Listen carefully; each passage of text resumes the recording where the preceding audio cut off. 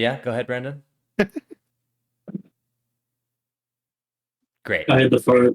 Okay, thank you. And with that, we have begun session 25. Just so you know, I started the recording just so I could capture that for all of time and space. So we're at session 25, and for those of you watching, I know there's so many of you, we just had an elaborate discussion of what we're doing, because in summary of what happened last time, we jumped 3 days, gathered all of our stuff up at the archives, left the archives, made some plans, talked to people, and if we check the schedule, it is Monday, July 26th, 1632, for those in the Feywild. But of course, we have other groups we haven't caught up with in about a week. And this session, we're going to be catching 3 of those groups up. So we will be checking in on Siobhan in the court of King Xerxes. We will be checking on Dweeby, who is in the process of acquiring his stashed currency. And we will be checking on the 2 scouts, Detroit and Light McKay, who are heading up to Coruscant on the road to Terabor, seeing if they can find out what is going on in that city. And to begin, we will be visiting Siobhan. Now, this is the wrong map. It is a Tuesday afternoon. If I consult the magical table of sendings, Siobhan is buried in her studies, probably just in her room, as she was given a substantial amount of homework by Clarence. Clarence is a character who I introduced before. I don't know if I described his appearance. If I didn't, I'm retconning it all, because I sure don't remember. So wait, I have a document for this, but I need to open it in a new thingy, because I have a whole written description of this stuff. So give me. Oh yeah, this guy was 9 feet tall, rail thin. No, there was a guy like that though. That's not that far off. That would be Stewart. Stewart was 7 foot tall, rail thin. Tonsure haircut, the full ring. No.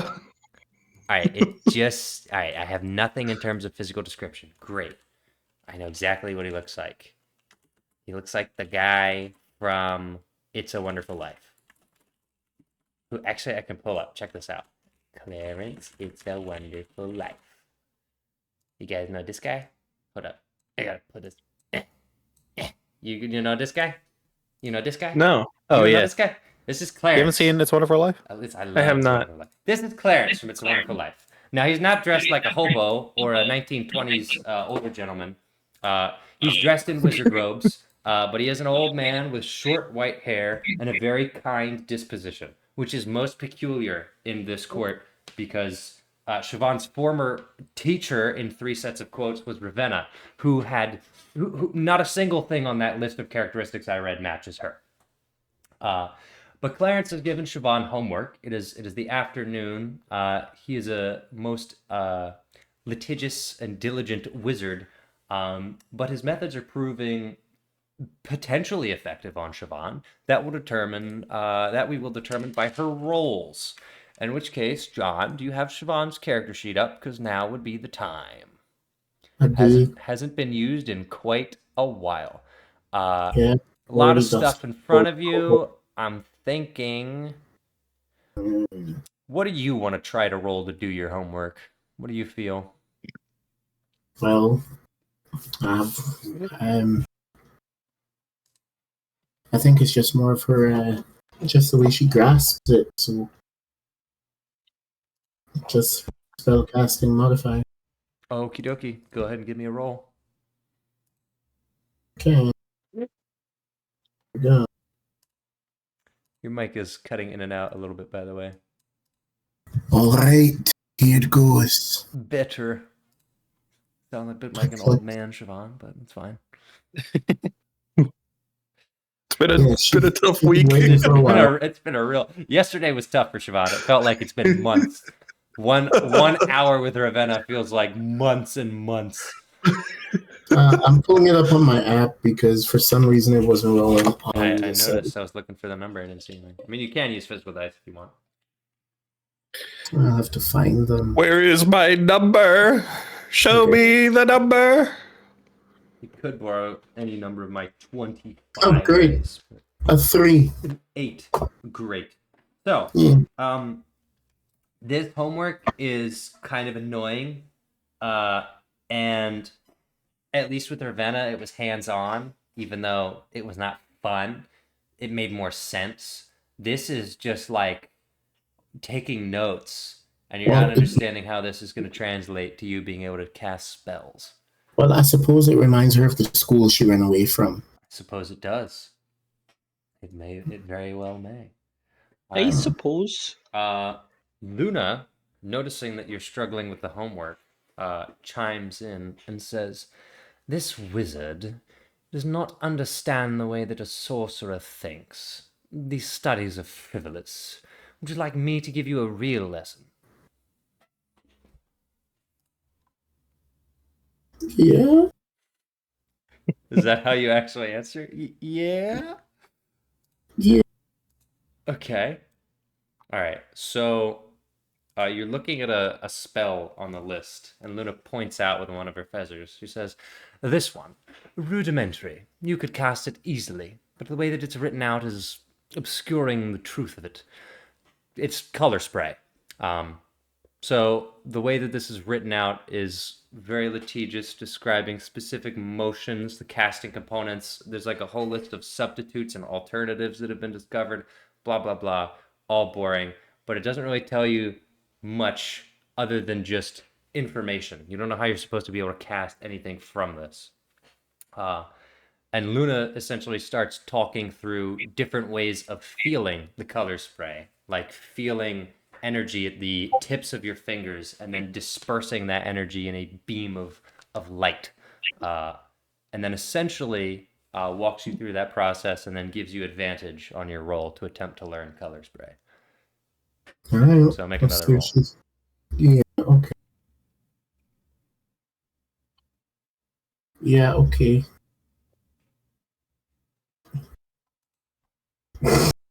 Okay. An 11. Heroic. All right. You give it your best shot, and it makes a little bit more sense, but it's not quite coming together. And Luna says, "This would be easier if I could just show you with human hands, but it's fine. No worries. I don't know what he expects of you. This homework is inane." All right. At which point, Clarence walks in and says, "Siobhan, how are your studies going?" I'm sorry, you said Siobhan? Yeah. I swear I heard John. Oh, Okay. no. I was like, I was like, is John's character here? Is his Piercing name the also veil. John? No. Siobhan, how are your studies going? Well, I don't think they're going quite as well as I'd like, but I won't give up. I'll keep trying. Why don't you tell me where you're having trouble? Just with the part where the magic comes out. Yes. Well, you see, what we're trying to teach you here is that magic is a bit more than just the show of it. There's a study to it and a studiousness. I'm not asking you to necessarily learn these spells. And now things are making more sense. He says, what I'm asking is for you to understand the context and the history so that things become a little more clear. So what I want you to do is take notes on these spells' origins and variations, and then come back and tell me what seems right to you. Whether something seems intuitive or strange, or you have questions on why certain casters do things a certain way, take notes of those thoughts so that we can review tomorrow. Okay, I think I can do that. And remember, make sure you go through all the arcane up to the first level. You should be familiar with some of those. Aye. All right, very well. Call me if you need anything. Okay. Did my... Hold up. Uh-oh. Speak again. Was that him Hold up. that just went into What? my left ear and did nothing else? Was that me? I'm not. Huh? Okay, my mic got weird because I could only hear him in my left ear for a second. That sounds like your headphones and not your mic. It does sound like my head. Not yeah, you know what I'm trying to say. It sounds like my head. Oh, he's got the two buttons. No, anyway. I have to make fun of you. Yes. So, Clarence says, by the way, there's a man out here to see you. He says he's been assigned to you. I believe he'll be making sure you stay out of trouble. I don't think it's anything personal, but your uncle seemed to have caused the scene and upped security. Well, that tracks. All right. So in walks John. Could you describe your character? Okay. His name is Valder. Mm-hmm. He just looks like a regular guard. He's like middle aged. He's got, brown grayish hair, kind of short. That's about it. Okay. All right. He's a standard guard regalia. He has a spear. What does the guard uniform look like? Oh, Trevor? This guard uniform is a little bit elaborate because this is the palace guard. So the palace guard wear chainmail with an additional like leather wrap around their shoulders, a surcoat that goes over that. So the only thing viewable from the leather wrap is really the shoulder pads. The surcoat is gold and white, and the rest of the uniform is all brilliant white with black leather boots. No capes, but notable black leather pauldrons, and then the standard spear and a special palace guard helmet, which isn't. I haven't figured out what it looks like, so we're just gonna ignore it. But yeah. All right. Well, Clarence steps out. So, Valder, are you saying anything, or are you just staring at her, or what's happening? He's just standing for now. Great. Luna is staring at you. The bar now is giving you death eyes. Okay, well, hello. I'm Siobhan. Yeah? What the heck? What's that? I don't know. Hold up, train going by. But it's very nice to meet you. Honestly, you don't have that much work to do. I don't suspect I'll be getting into any trouble, but it's nice to meet you. That's good. Oh, okay. And scene. She goes back to studying. All right. A productive few hours for Siobhan. Meanwhile, another man. Oh, this is the wrong. Where's my thing? Give me the thing. All right, Dweeby. You've begun your descent into the cave. It has been a while since you've been here. Several months. Are you currently... What's it smell like? Damp and gross. Just like it was. I have... Smells like home. This smells really bad. Like something died in here. Like multiple somethings have passed away. Exactly. I find it rather charming. Thank you. All right.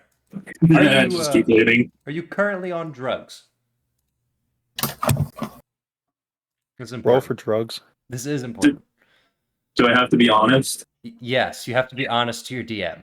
I'm not asking if Brendan's on drugs. I'm asking if Dweeby is on All right, drugs. give him fake pee. Come on, you know the drill. give me the urine test. Yes. So you're on drugs.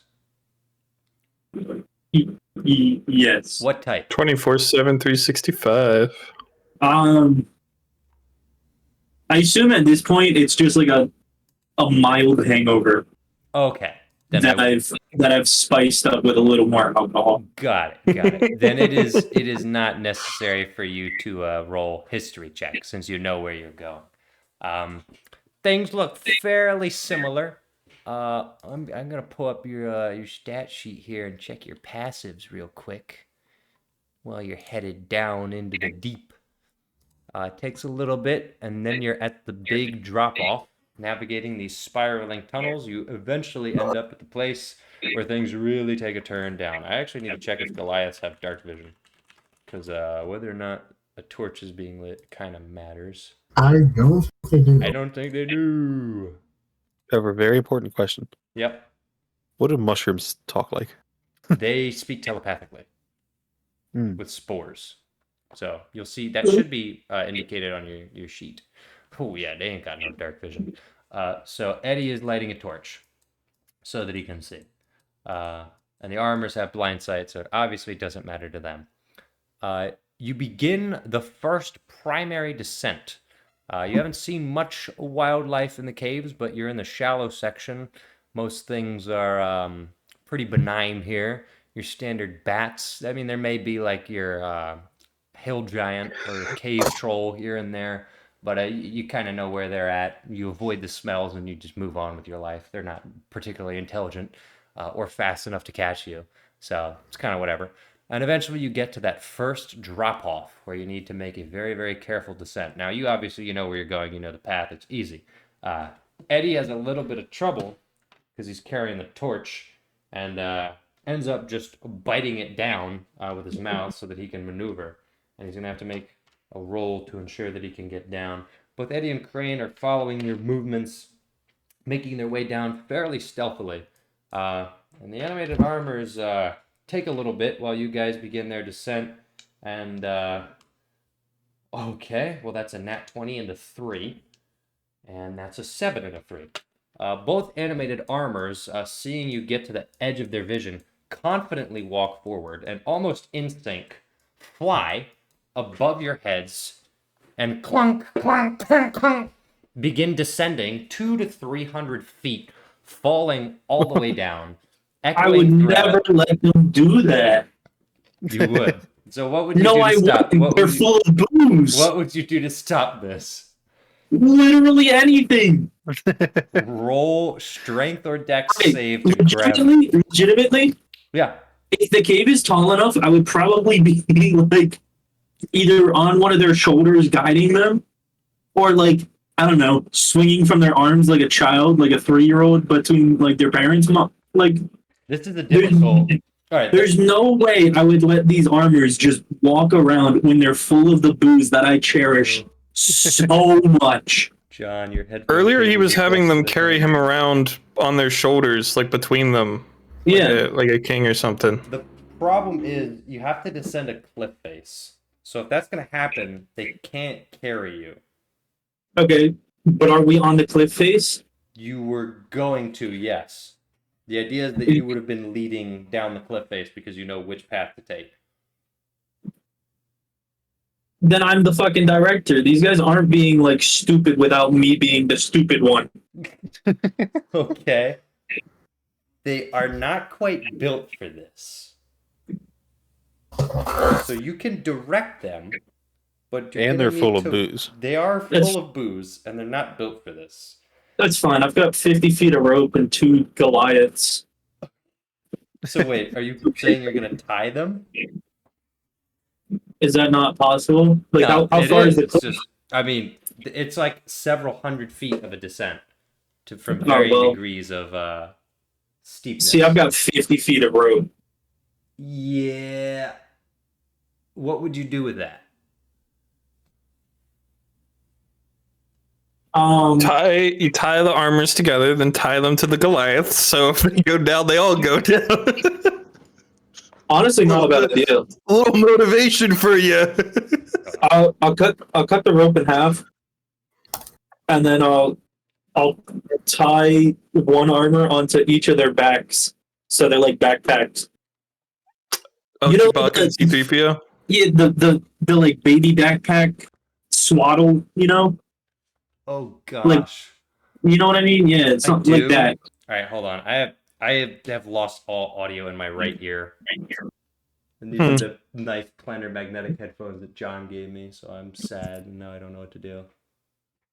It could be the cable. I've heard It people having probably issues is with the cable, but I don't even know. I can't even get the cable out. And I don't know what the failure point is. The cable detaches from the ear cup. You twist but there's a lock on it, yeah. You just twist it one direction, it'll pop out. Okay, there's that. I wonder if I can do it this way. Okay, speak. Talking. Yeah, it's probably Howdy. dead. I'm just gonna switch headphones. Wiener. Give me a sec. It's gonna mess up all of my levels. Okay, what can we say behind his back while he can't hear us? Trevor's address. Somebody say Trevor's address. No, because that's my address. I think he's a nice person, and I can't believe you'd say that.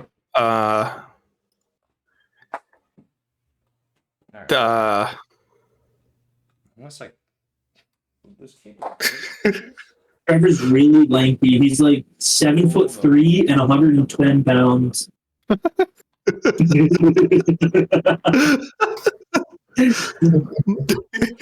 he has the tonsure haircut I was describing earlier, just the shaved on top, shaved around the edges, just the ring. Nope. That's Or he's having issues. okay. Talk again. Talking. All right, cool. At least I have audio in both of my ears now. Now, what the heck did Brendan suggest doing to tie these guys together? I'm gonna tie him onto the Goliath's back like the baby swaddle. Okay. So like, how do I explain this? Okay, so basically the Goliaths are gonna crouch, Yeah. and then the armors are gonna like piggyback ride, and I'm just gonna tie them down, Gosh. and then the Goliaths gotta do all the work. All right, make a survival check.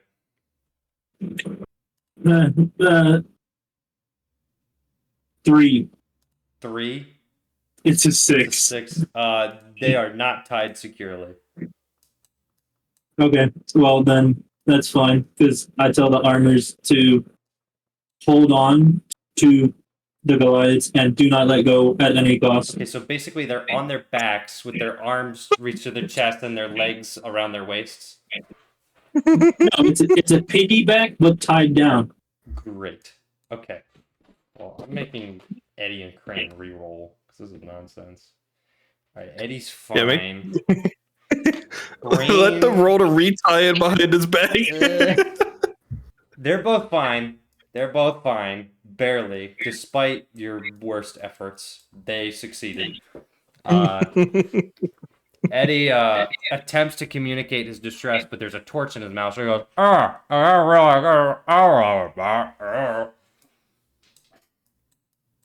What was that? He said Intelligible, he thank can't you. get down with the armor on his back. Why not?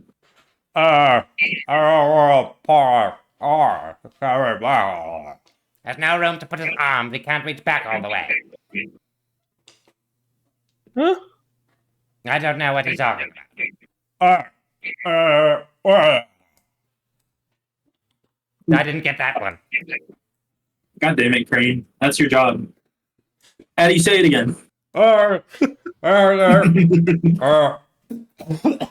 shit. The torch falls down and spirals down the chasm. God damn it. What?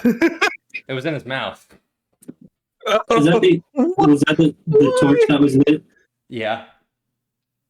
Okay, well then I'll You're open fine. another torch. Yeah, I'll change turn on it. another torch. Okay, then you carry the torch. And goes, And I'll lead the way with the torch. What the fuck were you saying, Eddie?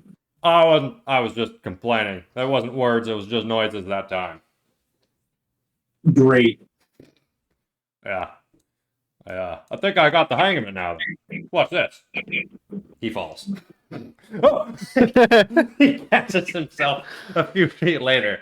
Goes, all right, never mind. I'm going back to the old technique. I want you guys to know if you fall, I will ensure you never see the light of day. Well, noted. Roll for intimidation.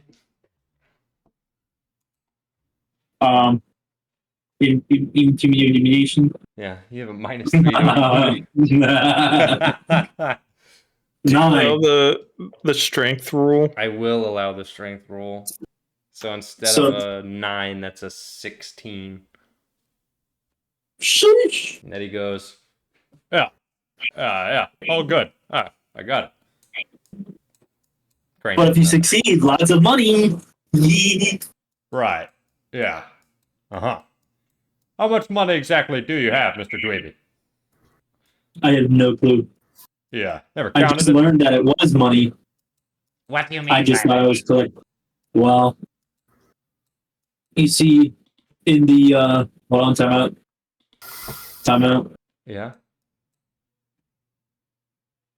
In the supposed 65 years that I've been alive, I've only been collecting shiny things. Just recently, I figured out it was tradable for goods and services. Oh, yeah. It's called the economy. This is a brand new thing. It's replacing the barter system. It's going to revolutionize trade everywhere. It's been around for a bit, but I had to learn about it when I left my tribe. Because we go really hard on the barter system. So currency, especially with it being a fiat.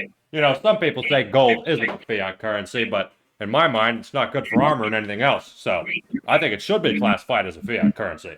I've heard lots of arguments about gold backing currency being an effective means of safeguarding it, but I'm just frankly not convinced.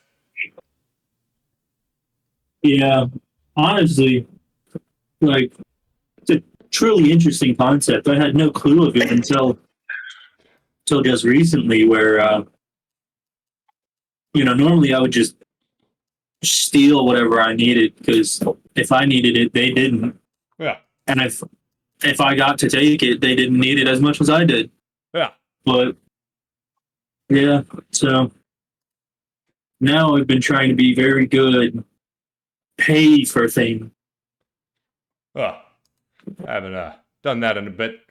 Normally, I just kill stuff to eat it, and that's about as far as it goes. Sometimes I sell the teeth. Very nice. All right, I gotta check. Read down the thing. You just arrived at the bottom after a long, exhausting climb, and you are now much closer, but not yet, at the Underdark. You turn a right and begin making your way down a tunnel. The air is scented much differently, and now begins to smell like spores. What do spores smell like? I don't know, but they Musky. smell probably musky spores. You have completed the first leg of your journey. Congratulations. And now Yay. we go to the third and final group, our intrepid band of heroes, walking along the road to Terabor on this beautiful Tuesday afternoon. Where's the road? Look at this, a road. Isn't it beautiful? And now for trees. Whoa. Truly spectacular. Don't call me an artist. It's what I am, but don't call me one. Okay, I won't. So, walking down the road to Detroit and Light McKay, currently on their way to Terabor. It's probably like, I don't know, 2 p.m. or something. I gotta go to this because I moved all my files. And then I gotta go here, and then I gotta go here. Nope, I gotta go here and pull up my map. My scale map. Isn't there one where I have my measurements? Where's my measurement? Is this one? Yeah, this one. All right, so let's say 150. Okay. You guys are walking through the woods on your way to Terabor, hoping for an uneventful time. Notably, these woods have been plagued by some hooligans at times, and is one of the only places that has roving goblin bands. Most of the other goblins have given up after getting the crap kicked out of them multiple times and just fled to the nearby island of Garrick. But some are still here, and that is only relevant if both of you have high enough passive perception. Because otherwise, you ignore everything I just said. Solid 10. I mean, 10. Great. Well, Detroit, I don't think is a real person and is just using the scout stat block right now. So let me pull that up real quick. Surely a good for scout. him. Yeah, no, see, keen hearing and sight. Advantage on perception checks. Passive perception, 15. Whoa. All right. So Light merrily making his way. Detroit says, hold on. There's markings on that tree. Goblin markings. There may be an ambush up ahead. Well, What's the plan? I don't know. I learned Orc, but I don't speak Goblin, unfortunately. Let me check my learned languages list. I speak any one language, usually Common. So I speak Common. That was a weird thing you just did. Well, always been a weird guy. All right. Detroit begins investigating, see if you can learn any more about this situation. Rolls a 14. Where's my background noise? I need my forest ambience. Michael Gelfie. Michael Gelfie. Forest. I spelled both of those names completely wrong. Oh, it doesn't even know what I'm asking for. Come on. Is it with a PH? Oh, no, there's an H. Oh, that's very loud. Okay, great. H All right. stands for Henrietta Lack. So, Okay. Detroit begins cautiously scoping it out, doesn't see anything of note. And all of a sudden, you hear a noise. Oh my god. Anything but. Help! Please help! Help me! There's a noise off ahead. The road curves around. You can't quite see, but you imagine it's coming from just above, further north on the path. What will you do? Well, I feel obligated to check it out. We gotta go check it out. Anybody help me? All right, obligated to check it out. You go check it out. Hold up, I gotta redraw the whole path here, because now you're going to a new path. I almost screamed really loud, but I'm not home alone. Oh yeah, classic. That makes it better. Alright, here we go. It's forest. Clear the road. There's a little shrubbery. Alright. You begin making your way up the path, which curves slightly with an opening in the forest. Roll initiative real quick, Of course. just so we have that on the dots. You know what I'm saying? And You too, Joffrey. Joffrey. You'll find out in a bit. Wow, Detroit got a 10 plus. Wait, no, you said initiative? Yeah, roll initiative. What is it? Dexterity. Dex. Oh, Dexterity, yeah, okay. okay. I was gonna say, like, what do you mean, what is that? How long have you been playing D&D? Come on, bro. I got a 12. What is my dex? It's 0. If you're the No, commoner, it's it's literally 0. Your rolls I are gonna got be a the 3. easiest thing ever. Alright, great. There are 3 goblins in the middle of the road, boldly assaulting what appears to be an ordinary commoner. Why are the goblins like white guys and then the commoner's green skin? It's clothes, probably. What color are your clothes, John? drab. Drab. All right, let me just put a drab in the color selector here. And the color. Thank you for that. Here, the commoner, drab. All right. All right. One of the goblins is holding up a knife to him and says, Oh no, you've got the gold! Give it to me! That did not come through right. "No." All right. Let me try again. He goes, Oh no, you've got the gold! Give it to Nope, me! nope, nope. "All right, Not working. take 3." Oh no, you've got the gold! Give it to me! Gotta go lower, Yep, apparently. Got it. Do you have any gold, No. commoner? No, please. No, he has some silver on him. Are you throwing the silver at the goblin? Yeah, Adam. All right. He goes, This ain't gold, this is silver! This is garbage! Who told you he was a commoner? Ain't worth it! Just kill him! I'm gonna charge him. "Oh, I'm charging. Light's charging, and he's got the initiative. He's got a surprise round. Go. 30 feet.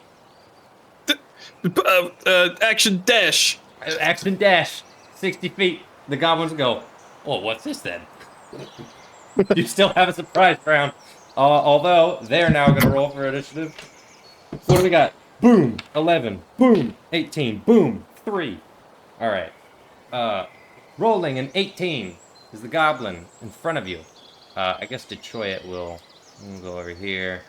Detroit will give you a nice shot on the bow beforehand. What do I got? I have a bow, right? Yeah. Boom!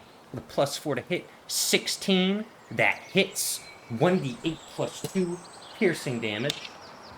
Boom! Oh, I didn't kill him. Crap.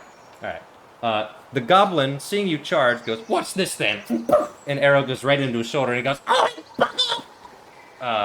And immediately begins charging with a dagger, blindly. Rolls a 19, attempting to slash you wildly. Hits your leg, and does 4 piercing damage. And then doesn't see Detroit, blended in with the trees, and just wildly flails at you. The other goblin is just immediately going to stab the commoner because he's a bastard. He's going to deal 4 piercing damage to the commoner. And then going to go, He's gonna have something on him. Let's get out of here. all right. And Like then he's dead on the ground. Actually? I mean, not dead, but down. Okay. Well, the goblin attempts to rifle through your pockets. The other one doesn't have a turn yet. It's Light Decay. I'm gonna punch him in the face. Okay. Roll to hit. 16. That hits. 7 damage. The punch goes straight into his head. His head flails to the side, and his whole body spins around to the ground as the force of his head flings him into the bushes. And the other goblin immediately goes, Oh, just runs away as fast as he can, sprinting into the woods. The last goblin, still rummaging through pockets, goes, no, bloody messing with that. Doesn't even get anything. Alright, he's dead in the bushes. Detroit rushes forward, fires 1 shot at the remaining goblin, does land a hit, dealing max damage. Boom! Instantly headshotting one of the goblins, running away, leaving only one more who goes, The bloody bastard. This continues for a few minutes until eventually you hear another. Well, a few seconds. That was like 2 rounds of combat of Detroit just chasing them into the woods. 2 headshots, 2 kills. Well, before too many rounds of combat pass, I want to try to stabilize this guy. Go ahead and make a medicine check. 15 flat. All right, the commoner is stable. He has a simple stab wound in his leg, but it punctured a critical artery, and he began bleeding profusely. You are able to patch it up. You know how to make a tourniquet, I presume? Probably. All right. From the commoner's drab clothes, you rip off a shoulder and tie a tourniquet. You grab a stick from nearby and make sure it's secure.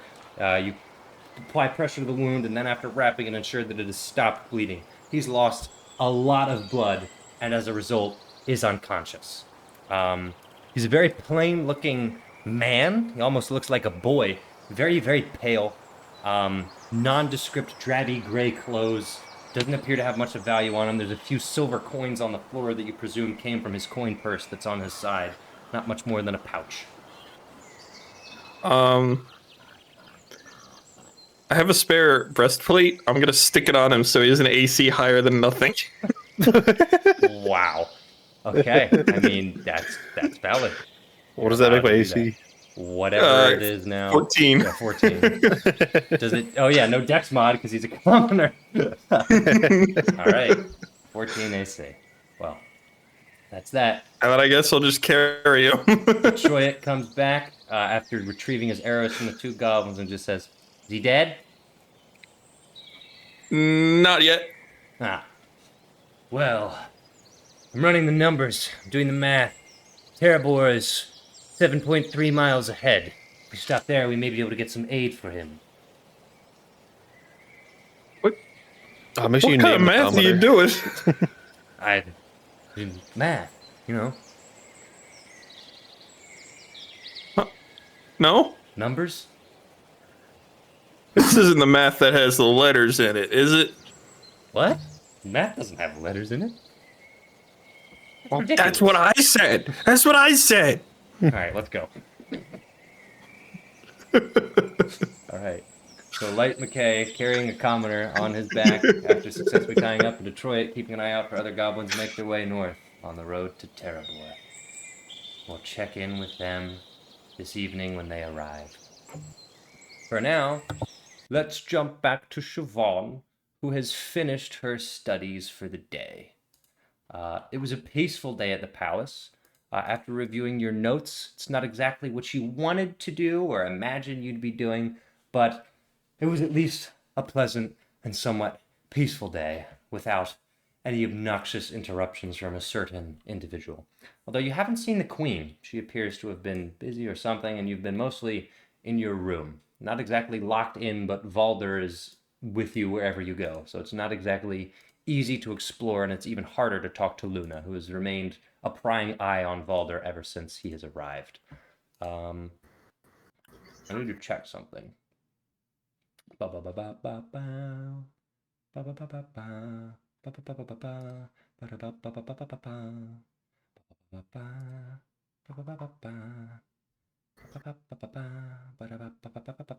just going to check it on the other tab. I'm pretty sure I can do what I'm about to do, but I'm just going to double check with the timeline because I don't think I wrote it down. Just going to look at the Lined up. playlist. We got episode. He's pulling that crazy out. Yep. Ding Strap in. dong. This is gonna get weird. 16 is yeah. He's doing math with the letters All in. right. Well, Siobhan, I don't think you need a long rest, but as the evening wraps up, Valder is not in your room at the end, but he is guarding the door. There appears to be a rotating shift somewhat, but he's your primary day guard. So after the day wraps up, he makes his way off, and you're finally able to sleep. Would you like to do anything before you go to bed? Yeah, did she have dinner with the queen? She did not. Dinner was brought to her in her room. She's kind of been locked in her room all day. She wants to try and meet the queen. Okay, well, you're going to have to open your door. Yeah, that's where it starts, right? Leaving your room. Mm-hmm. At which point a guard who is not Valder, your day guard, says, "Miss, I'm afraid that I can't have you out in the halls today. If you need me to bring you something, I can, but please stay in your room." Well, I think it'd be rather presumptuous of me to have you fetch the queen. I think it should be the other way around. It can be done. The chances are slim, but I can put in the request. Please just stay in your room. Okay, if you insist. All right, back in the room? Yeah. Okay.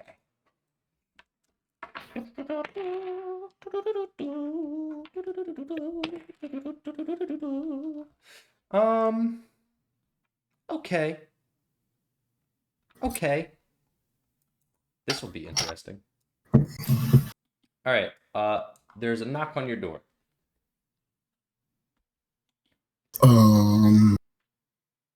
I don't run to it. I just casually try to open the door. You open the door? Yeah.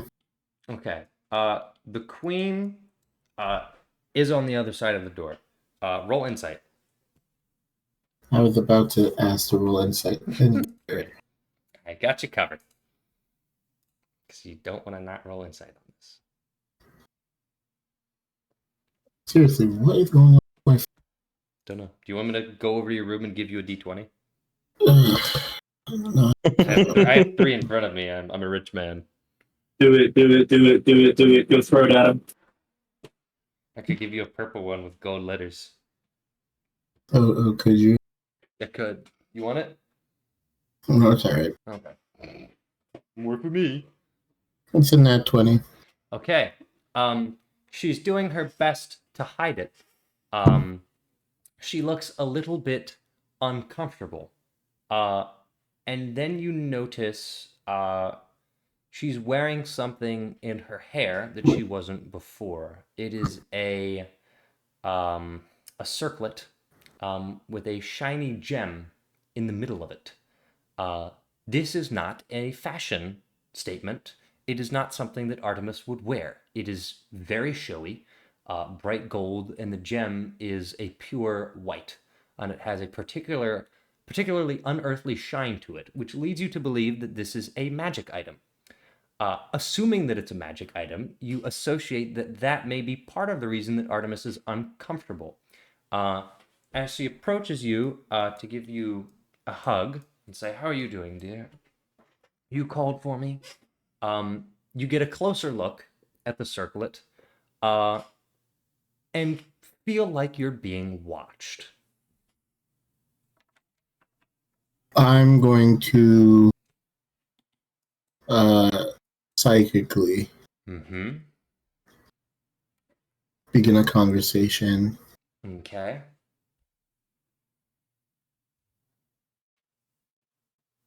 And is it safer to talk like this? It should be. This is a circlet of scrying. Do you know what scrying is? No. Hi. Roll history to see if you know what scrying is. You're a little level 1, right? Siobhan's from a very magical place, I think. Roll with advantage. Her father is... Roll with okay. advantage. Okay. Doesn't...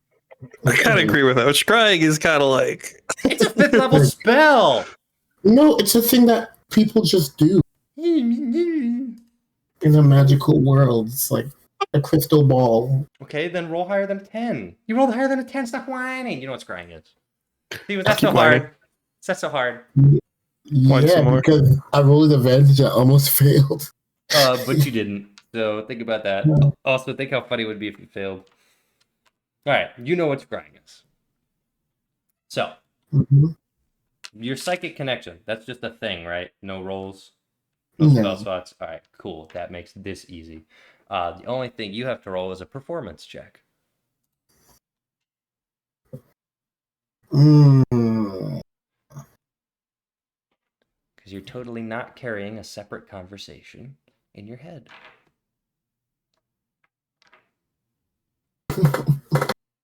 Okay, well, Mm-hmm. it's an 8, but I was starting the conversation while we were in the hug. So, Okay. a long hug. It's fine. It's really awkward. I mean, she's away from her family and whatnot. Yeah. Sometimes you just need a hug, you know what I'm saying? Artemis asked you out loud how you're doing. Did you mention that you summoned her? I did. It's just been quite a lot, you know. I'm very appreciative for the teaching. I don't think I'm taking to it quite well. And I don't want to let down King Xerxes. He's put a lot of faith in. Darling, you're doing fine. It will take some time. You must understand, we're not as accustomed to sorcerers. Much of what we have developed is from wizardry. Sorcerers learn a little differently. There may be a bit more of a curve.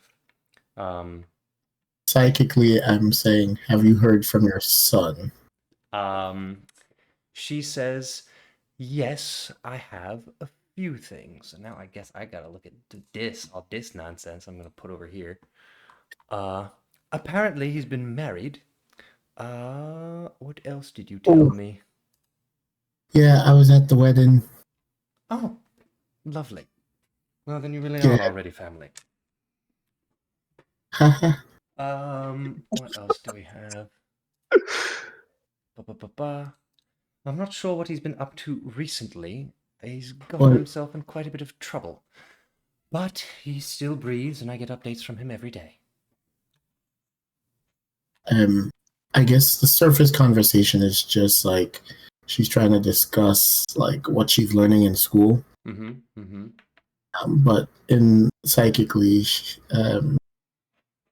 she's explaining that she can't give too many details, but someone she trusts is going to make contact with Malachi soon.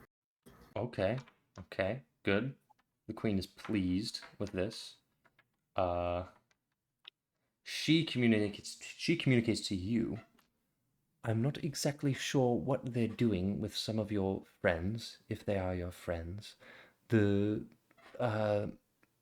farm boy and some of the others, the undead, they've been taken on some mission to the Kyril Plateau, as has my daughter-in-law. Stepdaughter. Yeah. Um, Stepdaughter, yeah. yeah. Can I roll deception? Mhm. Well, no, it doesn't make sense. I think they already know who my father is. Yeah. So it doesn't make sense. Like, just be like, I don't know what that means for them, but I will say there's one thing about the elves. They take forever to make a decision, so they should be fine for a while. I hope so. But I've been kept very much in the dark. My sources are limited. If I learn anything, I'm sure I'll find some way to tell you.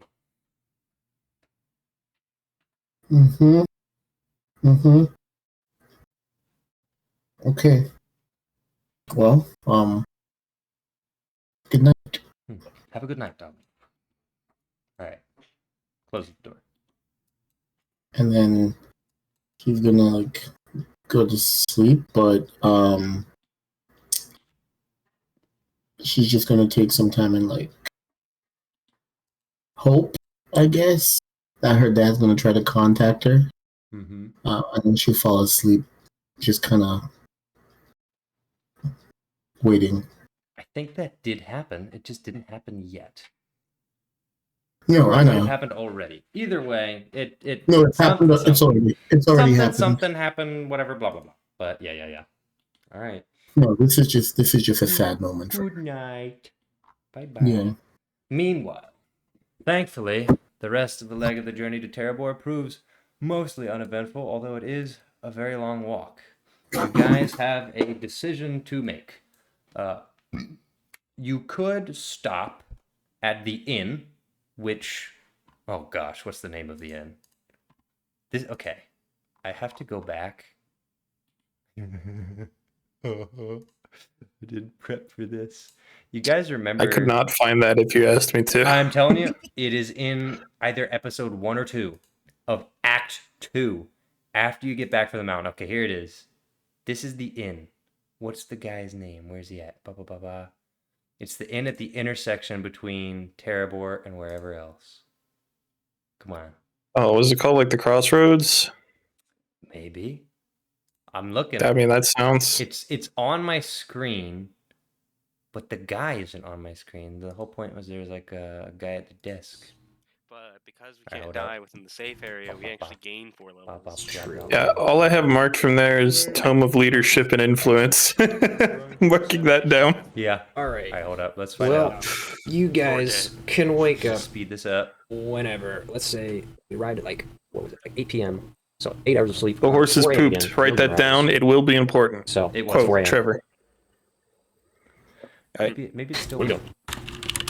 It's 4 a.m. mechanical keyboard. Yeah, blah, we're blah, good. blah, blah, blah. 4 a.m.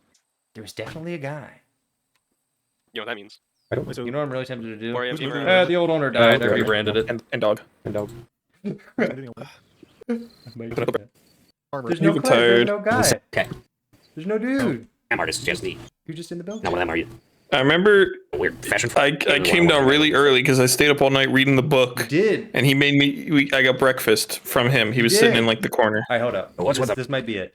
Would be above. Would be. Yeah, okay, you woke up. All right, you walk downstairs and you got your clanking dwarven plate and he sits up. I can't remember that. Are you wearing your plague doctor mask? Yes. Okay. This is the one he was moon The guy dude. sort of sits up and goes, "Ew, oh no, you're one of the ones that got a room." Well, I know what he sounds like, but I don't know what the heck his name is. So that's an L. You know what? Don't ask him his name. That's how we solve this problem. So, here's the choice you have. You know, I don't know if we did ask him his name the first time either. I really don't know, and it's not a big enough of a problem for me to care. So you're arriving at this inn that has a name that I'm not disclosing because I'm not breaking the canon, and is managed by a guy who I'm not. Oh, wait, no. I have documents. I have documents for this. I'm a fool. I gotta go to the session notes. Part two in session notes. Check this out. Watch this. This is gonna be huge. All right, it's all ruined. There's nothing on it. No, it's episode 1. No, there's still hope. Hold up. Harvey Newman, male innkeeper. Let's go. Good thing I keep absolutely detailed documents. Okay, it's gonna be really funny if you guys don't stay here. You arrive at Harvey Newman's Inn, which I still don't have a name for it, so it's just gonna have like a big sign that says Inn on the outside. It's perfectly between the crossroads of Terrabor and the split that leads to the left of the 2 mountains that Terrabor is wedged to the east of. If you're skipping Terrabor, you head to the left. If you're heading through Terrabor, you head to the right. So it's pretty much pick your poison type deal, whether you want to pass through Terrabor or just ignore it, sidestep it. You guys could theoretically walk later to Terrabor, but you'd probably be arriving late, like maybe incurring some levels of exhaustion. You do have your guy with you, so stopping at this inn could get you rest, but maybe not the medical attention that this man needs. Would you like to stop at this inn, or would you like to truck on for another, say, it is a substantial walk. If we do the math, it's about another 8 miles maybe, if that's 25. No, it's probably more like 12 more miles to Terrabor. You'd be walking through the night to try to get this man medical attention as quickly as possible. Or would you like to rest at the inn and hope he can recover? I guess we'll rest at the inn. Okay. So, stopping at the inn, knowing that the man's blood loss has ceased and he's just unconscious, you surmise that it may be fine for him to get some rest as well. And in fact, that just might be his best medicine at this point. It's a stab wound. There's no arrow to pull out. Nothing is stuck. It was a clean cut, and the tourniquet has held. So the best thing for him now, holding on, may very well just be rest. The only thing that could potentially help further is maybe a healing potion or something. I'm just going to draw a little building, even though it probably doesn't matter. It's not going to be a cannon accuracy. It's a little square building, a few stories tall. You guys head in. It's going to cost maybe like 2 gold for you to stay. Nothing much. And you could just get 1 room and hunker down for the night. And you probably don't even need to interact with the innkeeper if you don't, unless you want to talk to Harvey Newman. Let me tell you about Harvey Newman now that I found him after I did all that work. Ruddy skin, brown eyes, medium length wavy brown hair, thick light brown mustache, slight tremor in his hands. He's 34 years old, 5'8", manlid, weighs 158 pounds. There you go. Oh. Would you like to talk to Harvey Newman? Sure. Great. You walk into the front desk and are greeted by Harvey Newman. He is as I described him. He looks very tired. He says, "Ugh, is that boy all right?" No. He got stabbed by a goblin. Oh, shameful. Haven't seen goblins in these parts in quite a long time. They're getting bold. Ridiculous with all the chaos. Well, I have rooms to spare. It's a quiet night.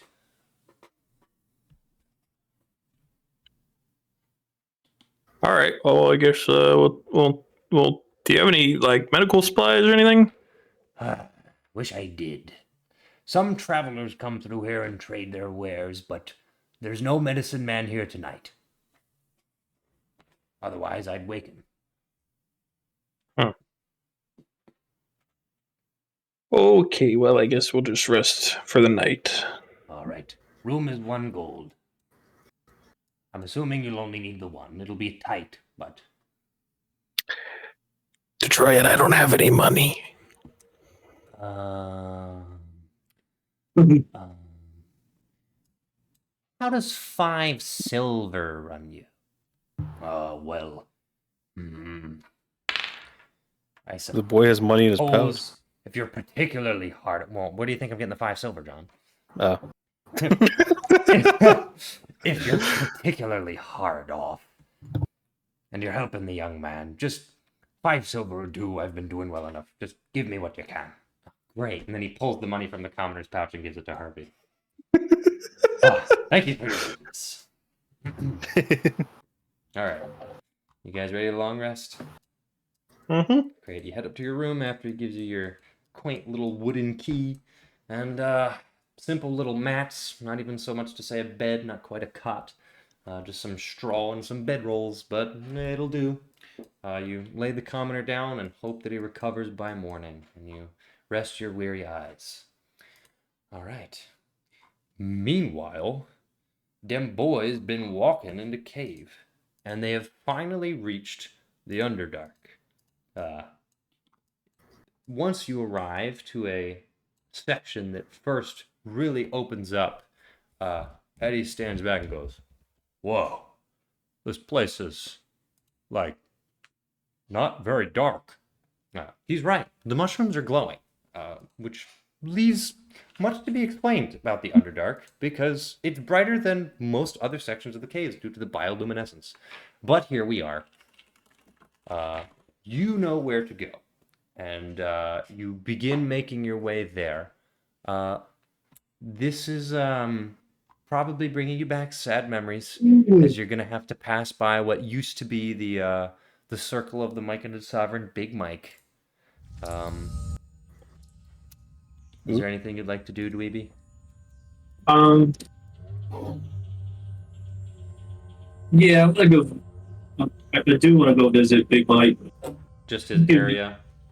And what used to be there? Okay. What I'm actually going to do I remember where he died? Do I know where he died? He died in Shadowfell, because they came and banished him there. But you remember where his circle is because you spent so much of your free time there. And what I'm going to do, I should have the maps. I do. Check this out. I haven't loaded this map in, what, a year or two? I'm not going to overwrite it. I'm just going to import it as a separate map and see. Oh, Brendan, look! Look! This is it. This is where the Myconid camp was, I'm pretty sure. All right, let me load another one, just in case there are more that I need. I think that's literally it, though. Because there's the lake that we passed. There's something called Lair, but I don't think that's it. I'll import this one.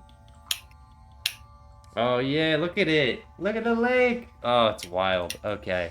Isn't that where Bloppletup died? This is where Bloppletup died when he was Moon Dude. When he died to the piranhas. So, yeah. You make your way over to a lake, knowing to avoid it at all costs, staying out of the water. You turn back around at the lake. We'll just delete that. And you head on, making your way to the Myconid camp, which I'm fairly certain we did just set up right here, because I didn't have a specific area for it. You revisit your favorite spots, this place where you enjoyed the melding circle, but the sights that you behold are very sad. Myconid corpses scatter the ground, as well as the corpses of a notable number of deep gnomes. What's more notable is there are quite a few number of spore servants, former deep gnomes, that are wandering around somewhat aimlessly. At first, you're worried that they'll attack, and Eddie and Crane make note of it. Eddie going, "What are those? What the heck are those? Do we need to kill those? What's going on here? What's the deal, boss?" Now, of course, you know that Myconids take corpses and turn them into undead, unintelligent servants, which is why all of these deep gnomes are sprouting to the brim with mushrooms. But it appears that they are directionless. They have no one to serve. Could be fine. They're typically laborers. Why they look like that? All them the things on their faces. Oh well, they're under control of somebody. They're all just dead. How horrifying! Can we recruit them? Maybe they can help us carry stuff. I'll walk up to one of them. Alright. Spore servant. I know it's not going to respond, don't I? It looks at you aimlessly, and you're pretty much confident it's just not going to respond. Fall under my command. Okay, hold up. Actually, let me look up the stat block for Spore Servant, because this could be wild. Because I'm not... I know the lore of Spore Servants, but Yeah, Dwergars, but yeah, sure, whatever. No. Look, okay. I need the block that tells me their behavior. Yeah, their intelligence is 2. They're extremely dumb. I'm pretty sure they need... Yeah, no. They need a Myconid to command them because it's all telepathic garbage spore stuff. So you know that it's impossible for you to command these servants. But going up to them, you do notice he's around a circle of dead Myconids, one of which doesn't exactly look dead. He's in fact moving around. He's just kind of chilling on the ground. Oh. Like asleep or like injured or what? You tell You said me. you said he's just laying on the ground. Is there blood or is there like No. My John, how's the anything guy doing? noticeable? How's he feeling? You tell me. He's sitting, facing away from them. Okay. He's not facing you. He's moving slightly. You can't see his eyes, so you're not sure if he's asleep, if he's melding. There's no evidence that he's melding. He's just kind of sitting on top of many of his fallen brothers. Now, you could surmise, with your knowledge of Myconids, that he may simply be recovering his energy or healing himself in a way with his own form of eating.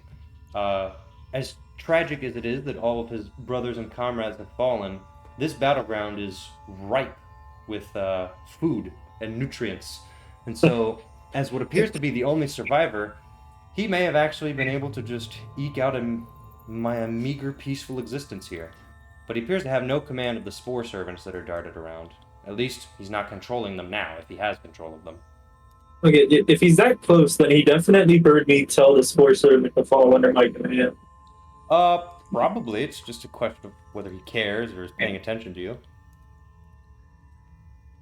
You should, like, do something to him. Oh, it's such a shame to see all these dead Myconids. Oh, I weep for their fallen.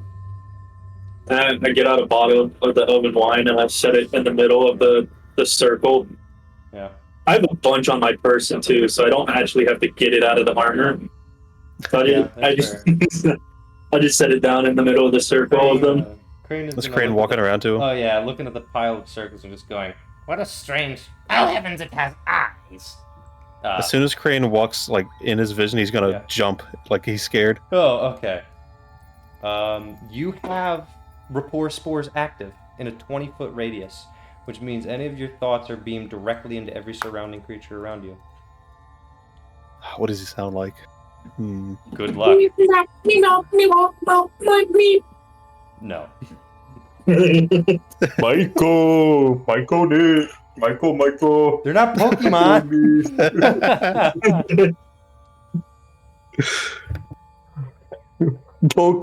Pokemon! Okay. You're dumb. Stop talking. Oh god. I have a primal need to fill dead air. I can't help it. Alright, so what's your Myconid guy doing? He's scared. Yeah. He's gonna like telepathically. You just hear ah. Whoa! Where's my head brain thoughts from noise? Hey. Oh, strangers. He's alive. All right. That guy recognized Weeby. Roll history. Oh, what is history? Intelligence. So you just roll a d20. 12. You're not really great with faces. He's not a Dwergar. He's not a Drow, and he's too fat to be. He's just too big in general to be a deep gnome. So he's definitely a dwarf, like a mountain dwarf. And there definitely was a mountain dwarf that was in your circle. Now, whether it's this one, I don't know, but maybe. You, who are you? He's pointing at Dweeby. I've returned to pick up my thing. I bring gifts. Hold up. For gifts? Why is he in my head? Could I do that? Eddie communicates telepathically. He goes, hello? Hello? Hello? Whoa, whoa, whoa. Why is my voice echoing? We can hear you, buddy. Whoa, whoa, whoa, whoa. Yeah, but his voice is echoing and your guys' isn't. So think about that. Stop that. You don't have to speak out loud. Stop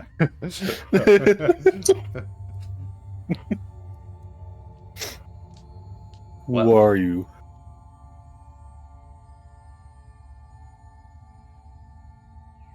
Who am I?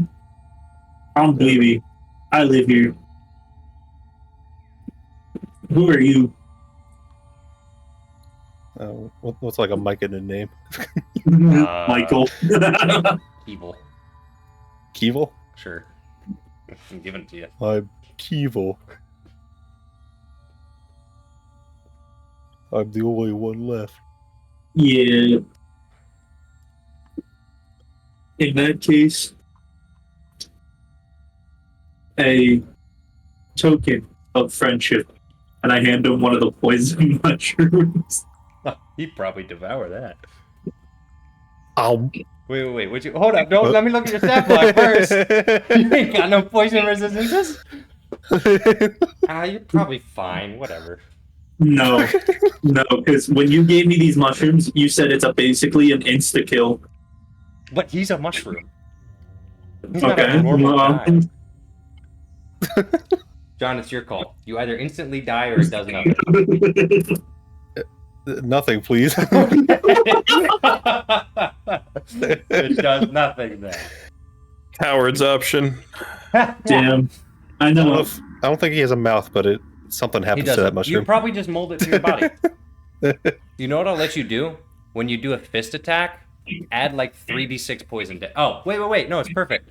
Your fist attack already does poison damage. Instead of doing 2d4 poison damage, do 2d12. Oh. You just latch it onto your hand, and now your right hook is deadly. All right. God damn, I'm gonna make a mic in it next. Yeah. Well, so. Now what? Oh, sorry, so now what? Well. Excuse me, people. These gross mushroom people, whatever they are they good at carrying things? A little bit.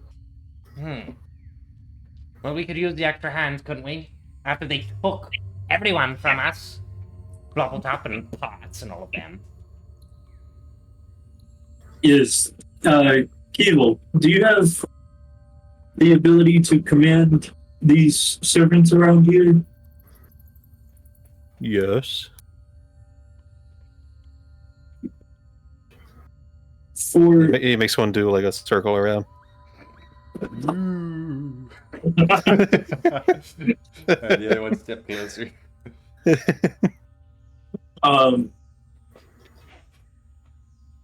Would you mind if we did that?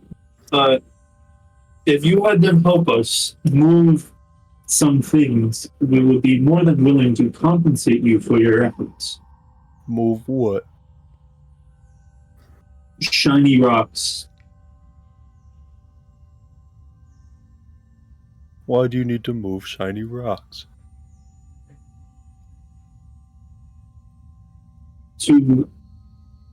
So that they're not down here. You confuse me, dwarf.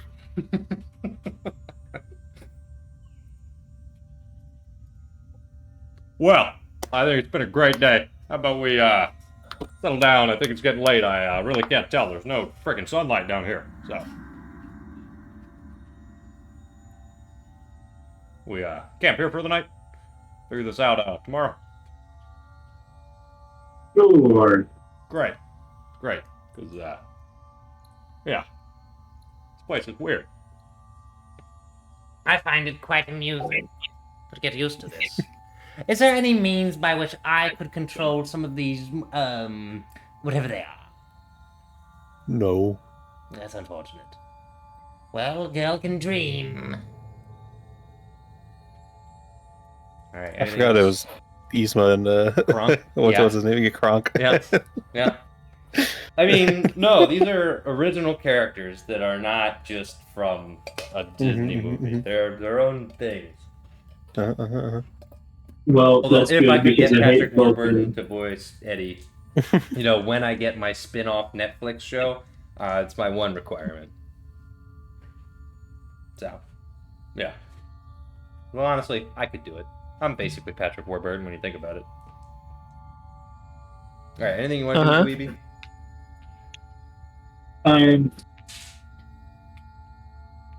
No. All right. Now, there's one more piece of information. This is your house. It's like 400 feet away, maybe. So, 600 feet away. So if you wanted to, you could just go there. Wait, they're all camping up there. I'm just gonna go sleep in my bed. You haven't told them. To be fair, you haven't told them where your house is or how far it is, and that information is on a need-to-know basis. So it's all about what you want to do. I do it.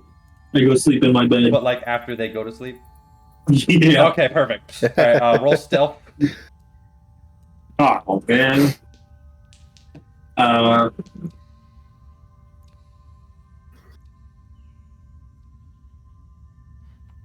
You won't believe it.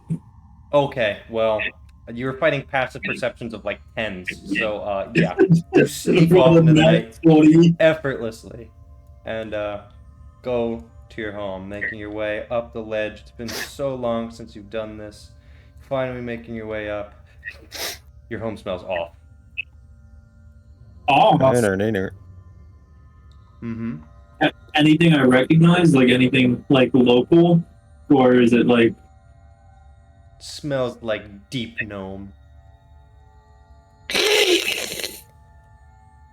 Well, now I'm pissed. I turn back. You didn't even go in. Yep. Okay. Hold up, he's right now. Let him cook. I wake everybody up. He walks 600 feet back, wakes everybody up in the Megan camp. Hey, hey, what? I just went to my house. Fucking deep gnomes were there. Whoa. Wait, your house is here? How far? Oh yeah, it's like a 4-minute walk. It's like you 1 gotta minute be kidding walk. me. Why are we camping there? Oh, I was. You guys just kind of went to bed. I mean, what? Just come on. What? Huh? All right. I start to lead them towards my house. Are you following? Yeah, Kiva will follow. Kiva will follow with the sport servants in the armor. Okay. All right, Dweeby. Are you leading the charge into your home? Yeah. Can I just inspect the outside, see like? Yeah, go ahead and roll an investigation. Investigation, but 11, 9. Great. 9/11, if you will. I won't. Okay. Yeah, I don't think I will either. As you make your way up, investigating the outside, there doesn't appear to be any major signs of disturbance. There haven't been any excavations, no railway systems, none of the nonsense that you're normally seeing when deep gnomes really take over an area. No signs of a scuffle, but that odor, that blasted odor, is definitely still there. And it's coming from the center of your little nook. Are there like glaring signs in the entranceway that they've been like inside my house? Not at the entranceway at the start, but as you make your way further in and you enter into your gravel floors, which you carefully laid out, it's clear that they haven't been sweeping the way that you have. Well, first of all, are you a man that would sweep his gravel to make sure it's all in line and the floors even? No. Are you a man who would sweep his gravel? It's an important question. I'm like the type of dude that like walks on one area of the floor. Oh, so it's Like, there is, like, it's trodden down because you take the same paths. Well, that I can work with.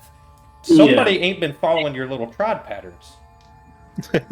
Well, now I'm pissed.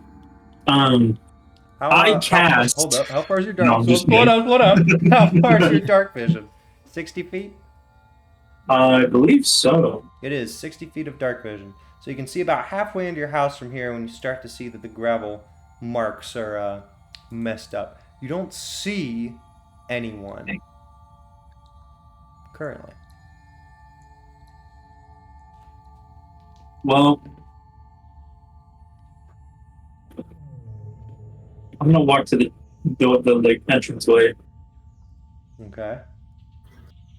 You want to walk Okay. far enough that you can kind of see everything and do a little scan?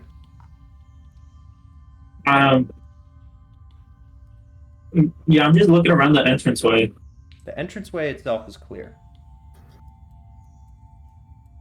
Would you like the others Nothing. to follow you in? Yeah, but what do you guys keep watch behind us? All right. And then everybody else. Armors will take that. Do you like to Armors. keep watch behind you? Clink if you hear anything. Okay, got it. And then Crane and Eddie on you. Yep. All right. You heading deeper in to see to the end of your place? Yep. Trying to be as quiet as possible. Right, well, you're on that nat 20 stealth check, so I'll just roll stealth for Crane and Eddie. Wow, that's a nat 20 and a 1. So Eddie is crunch, crunch, crunch. Crane slaps him outside the head. All right, that's a 17. Now they're both quiet. All right. Dweeby, you're scanning the walls. Walls that you know very, very well. Both in hue and in shape and everything. Wetness, all of the above. There's a little nub on one of your walls. It looks like stone. It just looks like a section of wall that was not there before. And it's notably in the area where you sleep in. There's probably a deep gnome blending in with the stone wall. No, the area I sleep in's on the right side. It was with that hay. No, never mind. Then he's here.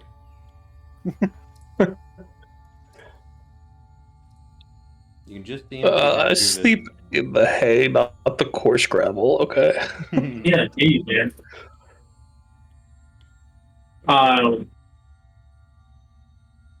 I can see what I think is something different.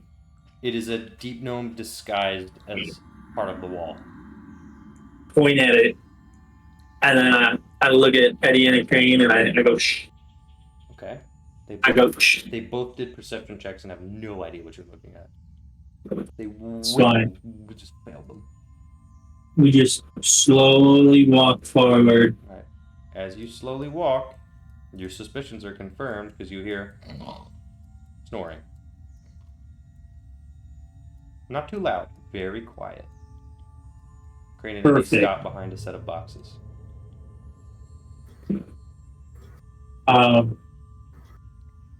I would like to rage.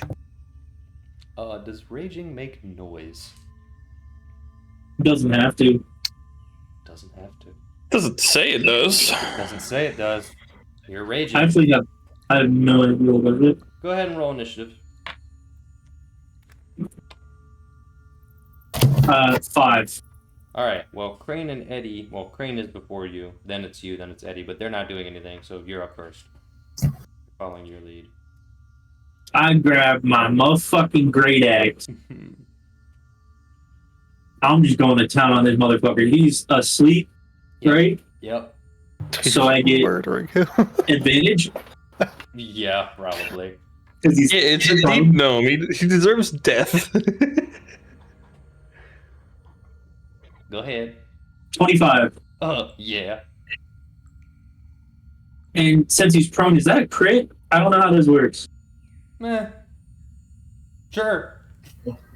Well, I rolled a 16 without it being a crit. He's not prone. He's sleeping against the wall then? Sleep. Yeah. He's like leaned He's up against the unconscious, wall. isn't he? He is unconscious. I don't know if hits on unconscious targets auto crit or not. Still crit, yeah. Okay, they will? Yep. Okay, well then auto crit. Okay, so I just have to roll another d12? Yeah. Mm-hmm. Okay. Oh well, no, you don't. You already killed him, but you know, sure. All right, how do you want to eviscerate this man? Just looked at the damage for the first time. Just absolutely splitting him in half. Great. Well, you split him in half from top to bottom. Let me just sleep in my bed. I swing again. Great. 17. Oh wait, that's not bad. I think he hit. I think you got him. Sleep in my fucking bed. Don't ever do that shit again. Fucking deep nose. I drag his corpse out of my house and I throw it in the water. Oh. Evil. Feast. Food. What? You want it? Wait, what? Evil, it's food. What? Oh, the deep gnome? Yeah, you want it? Yeah, I'll go get a spore servant to take it over. Oh, perfect. Well, you're gonna have to like patch it down the middle because he done. Go ahead and. What do I even make you roll for this? Gosh, where's your stat block? Roll d20.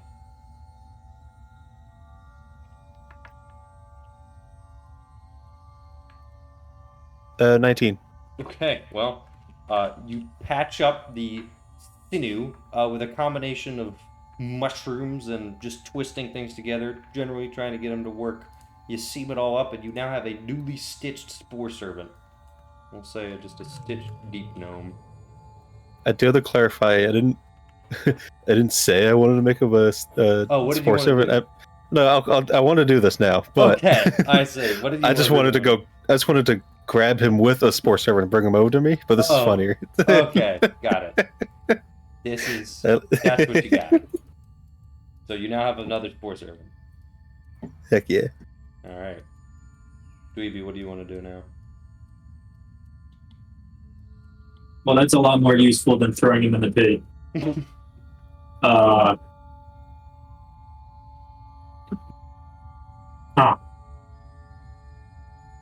So, now what? Well, I didn't even get to scream, by the way. I just died. Yeah.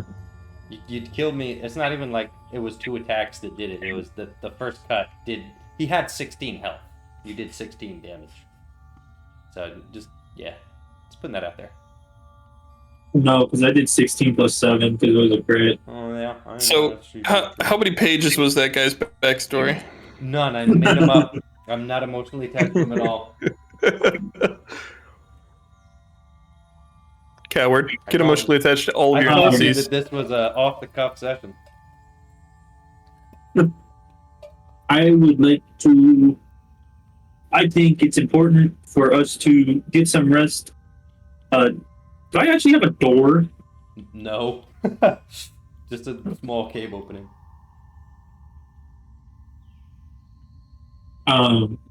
Unless you would have made a door. Nah. I just invite everybody over and we'll keep the armors will act as guards for the night. Oh yeah, that's easy. I'll make a bed for everybody, and by that I mean I'm just gonna dig up some gravel and like pile it up in a corner. Yeah, like this one. Smooth gravel. Yep. Yeah. Yep. Yep. I think that's what I did with the party when they first met me. Well, the good news is the spore servant don't need nothing, so it's Keeble who also doesn't really need anything. So he's chilling. Can't meld. Perfect. No melding circle.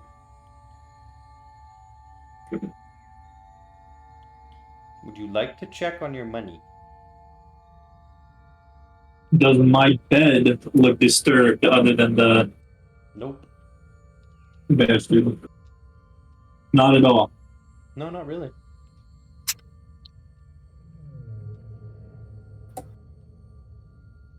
Can I like do a little kick of the hay and see if the dirt looks disturbed? Nope, all good. Perfect. We go to bed. Okay. Waiting to see if you looked around the rest of your house, but it's fine. All right. That's a long rest. Everybody, welcome to Wednesday! Yeah, baby! Yeah, baby! In an hour and a half, we've made it to Wednesday. So long rest for everybody, everywhere? Everybody, everywhere, long rest. That's the way that we do it in this place. Now check this out. I'm about to ruin somebody's day. Huh? Said, I'm about to ruin somebody's day.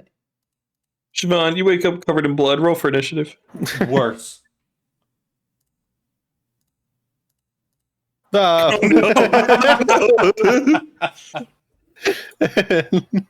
Oh man, I gotta go, guys. You don't have to interact with her. Your character isn't there. But welcome, Siobhan.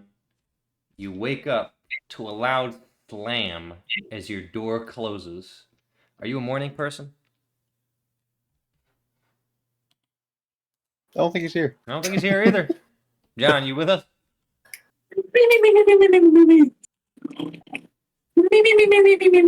he even... Where is he physically in space? You're the only person that can tell us John, that. I can hear you talking, but not in Discord. Like, physically from your room. I got nothing from your mic. Oh. Yikes. I'll let you know when we can hear you. Right now, the answer is a definitive no. Do you think he's on the phone or something? He's screaming. I mean, he's actively talking. I can hear him saying, "Can you hear me?" from his room. Not in Discord. He just went, "Ah!" Ah! So your headphones broke. His mic broke. Yeah, my headphone cable, no good. His mic, no good. By your powers combined, you create one functioning audio system. Something like that. No good, John. No good. I could try troubleshooting, but I'd have to physically go over that. I mean, I can do that. Alright, I'll go troubleshoot. Apparently this is just a session of technical difficulties. Woo, yeah, baby! I'll be back. You won't be able to hear me. Do you guys know what the Wandering Village is? Yeah, so it's this game, it's a city building game where he builds a village on top of a dinosaur. He's been playing it this whole time. Yeah, I saw him launch it. Yeah, so did I.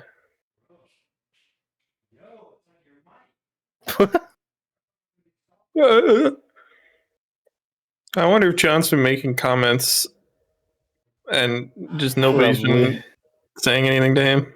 He just said he has been. I could hear him.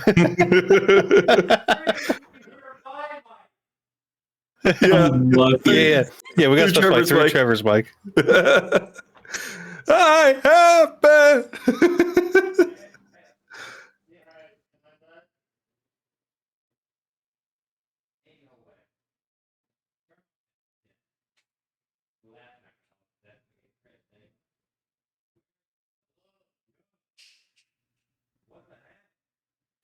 Oh, magic item idea. Abracadabrol. Abracadabrol. John is restarting his computer. His headphones are showing up in Discord, and they are straight up not working like at all. So wait, Jacob, did you just say abracadabra Adderall? Blue snow. Yeah. A wand that gives everybody Adderall? What about your Adderall wand? I said magic item idea, abracadabrol. It gives you advantage on concentration checks. No, it just gives you haste. And then when it wears off, you get lethargic. That's just haste. Yeah. That's boring. What Adderall does. You would know? Yeah. You know me. Popping Adderall like Xanax is. There's multiple people that have taken Adderall. Listen to this. You hear this? This is Adderall on my desk. An actual guy with Adderall.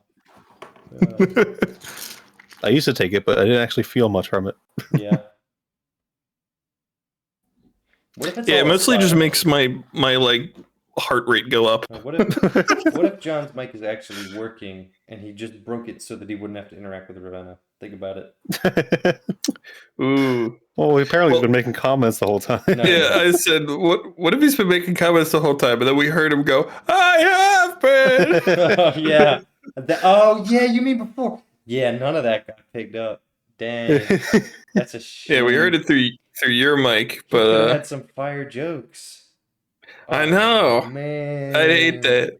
Man. A couple, across all these sessions, a couple times, I've like dropped the line, and I look down, and my light's blinking because I'm muting myself, and I'm like, yeah. You're like, no now wonder if I no say one it, it's laughed. too late. Yeah. That's how it goes. Well, I mean, we can move to another person. I was just going to launch with this because I thought it was funny. And, it is funny. But I guess we'll just go back to the boys for now while he troubleshoots that. So we're not burning nightlight here. Feywild. No, that's not it. Mission map. All right, boys, you wake up. And first thing you do, if you're good humans, is you see if your guy is alive and breathing. And he is. How many hit points does a commoner have? Don't tell me it's 1. 4. So the amount of damage I did to you. Yeah. Wow. Yeah. There's 4 if it was 1, he would have actually straight up died. So you couldn't let me roll a d8. Yeah. He's got all his hit points back. He's doing all right. His leg is still cut up. Well, maybe the wound hasn't fully sealed yet, but he's doing okay. Should just keep the tourniquet on for now. Might have a bit of a limp. John, if you're talking, we still can't hear you. The clicking. John Freeland. Oh, that's me. Sorry. Stop. I turned Crisp off to do noises better. Name dropped. Noises. All right. Well. Nope, John's still not working. You know what you could do is use your laptop mic. I know it's terrible, but it's something. How bad is it? Toggle it on. Let's hear it. He's whining. What's that like?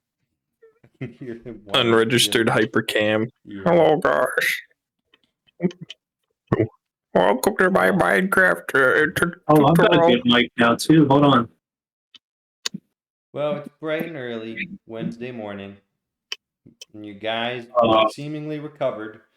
He's not awake. He's sleeping, but he's breathing. What do you want to do? I'm gonna grab him by the shoulders and shake him. Okay. Are you alive? Ah, stop. Oh, good. Another citizen saved. That's 1. What happened? Yeah, it's stabbed. Oh, was it those stupid goblins? Yeah.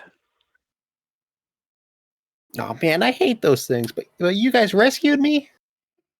Yeah, punched right through one's head. Ah, metal. And then he killed the other 2.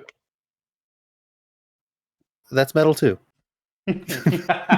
Detroit looks over at you. He doesn't need your validation. Well, you guys are capable. Are you fighters? I'm a scout. Yeah, I'm a fighter. I do recon. What about you? Oh, you look like soldiers. Oh,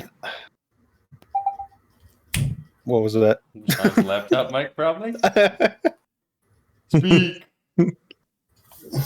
Oh my god, this is not working. I don't know what's going on. It is working. Fine, Oh, fine. we hear you. Wait, you can hear me? Yeah. Yeah. You sound great. Yeah. Oh, why, thank you. Okay, cool. That sounds better than your normal mic. Yo, kinda. Unless that is your normal mic. It is. It's not working. I just It is? held it super close. Oh. Weird. Okay. So what's your name, kid? Oh, Alexander Hamilton. Okay. Shut up. Freddie, break your mic again. Go back to... I'm trying to. Hey, I have to make up for lost time now. Okay, he's right. No, he's right. Give him that. my name's Jeffrey. Did you text me it's pronounced Joffrey? No, it's actually pronounced Jeffrey. It's just spelled Joffrey. Well, Detroit's gonna go Joffrey, huh? No, I think you misheard me. It's Jeffrey. Joffrey, huh? Well, kid, you're gonna have to be more careful out there. It's a lot more dangerous stuff than just goblins. I thought I could handle them. Mm-hmm. I'm trying to be adventurers like you. Do you look like a man who can handle yourself? Is that you asking or is that him asking? Me, Trevor. Oh, no. Okay. Detroit's just taking a mental note of that. And Light can probably pick up on the fact that his eyes just went, uh-huh. He didn't say it, but that's what his eyes said. All right. Listen, kid. Show me your guns. Come on. Get a couple guns up. He rolls up his sleeve. It's like a noodle. So you can't say, show me your guns. They're not invented yet to you. Little 1400 peasant man. Show me your cannons. There you go. There you go. All right. You know what? We'll work on it, kid. I've been lifting up like little bales of hay. It's been working, hasn't it? It hasn't. Farmer boy. I like it. I mostly smuggled drugs and fought people, but you know anything about what happened in Chorus Scare, kid? I don't even know where this kid's from. Figure it out. Where's Coruscare from here? North. It's the northmost. North of here is Terrabor. Further north is Coruscare. Yeah. He should know about it. Yeah, he should. He should. Oh yeah, it's awful. How bad we talking? How bad we talking? Pretty bad. Lots of stuff got burned down. People are alive. Food shortage bad. Couldn't agree. So it wasn't leveled, but it was it's rough. Destroyed. Like half of the city got wiped. They did a number on the city, man. Number, you say? What number exactly? 12? 13? It doesn't have letters in it, does it? What? He doesn't understand math. Let's simplify it. How big bad damage is did. Well, like half the city's gone, man. Yeah. Detroit, write it down. What did you just send me? I just sent you the map. Oh, it was a lot of characters in my little preview on the bottom right. Yeah, same. Nice. All right. Sorry. Well, so Detroit's taking. It's a lot of characters. Half the city. That's a big deal. Who is they? You said they did a number on it. Who was they? You have no idea. It's just fire fell from the sky. Okay, yeah, that's what I meant. I don't know. It was some kind of magic. There was fireballs coming from the sky. Whoa. Wizards, of course. Wizards and their fireballs. Most overused spell. I know about these things. Detroit Might be a little bit above my pay grade. I haven't been paid yet, but it might be up there. See, I thought I thought it might have been a dragon. Oh, could have been a dragon. Yeah, you didn't see that. You didn't see anything. Anyway, kid, yeah, okay. Yeah. I strapped a breastplate to you last night in case any stray arrows came our way. I didn't want you getting hit. Oh, so thank you. Yeah. He's not keeping that, is he? You giving that to him to keep? Well, I mean, I just been carrying it around. I picked up a half plate back there. And that's pretty good. Okay. Well, kid, you want to be an adventurer? You said. His eyes light up. Well, more than anything. Well, got a lot to learn, but I suppose you could travel with us. We're running real scarce here. A real stealthy recon type mission. Oh, I can do that. I can be quiet. Let's start practicing right now. Great. All right, what are we doing? No. You had it right. I don't know. What are we doing? Hey, Jeff, you a hand axe guy or a javelin guy? He looks around for a weapon, but there's nothing there. Had like a mop handle that I was trying to get the goblins with it, but I have hand axes and a javelin. I'm asking, like, what would you prefer, a hand axe or a javelin to defend yourself with? I guess a hand axe. All right, I'll give him a hand axe. Okay. Hand axe, get. Well, the good news is you got 10s and everything. You can use every weapon equally poorly. I gotta look up a hand axe. It's like a D6 or something, baby. And it's just gonna be a D6. You're gonna roll with a +0. You're gonna hit with a plus. You roll a D6. So, yeah, that's how it's gonna be. You're commoner. That's what you're working with. I'm gonna kit this guy out. How many magic items are we carrying? None? Damn. Probably. Yeah. Listen, I'm a stat block. I got 16. I got 4 times as much health as this guy, but I still only got 16 hit points. 13 AC. What are you talking about? This is me. Trevor's talking, not Troy. Why'd you say I? Because I'm talking about my guy. It's my guy, you know? He's my guy. All right. Well, I guess we're gonna try to travel into probably up through Terrabor. We might be able to get some what information we can. Yeah. We'll take some notes. Further up. We also we were told to look out for he's flipping through like a notebook. A couple of guys, Dirk, Digger of Graves, and Cat Swiftclaw. We were told to look for them. Those Cat Swiftclaw. That sounds like lizard, some kind of lizard folk name or something. What is it? What's that? Do we have any more details? I don't know. That guy? No. Yeah, Cocker maybe. Noted. Got it. Swiftclaw, Dirk, Digger of Graves. All right. So we hit the road. Do you know either of those names, Jeff? No, they're not ringing a bell. Darn. He's not even gonna roll history. D20. How is it just being able to roll a D4? Yeah, they don't That's exactly what I wanted. I wanted to bully you into rolling history for you to fail and learn about it. I love D&D. All right, are we hitting the road, boys?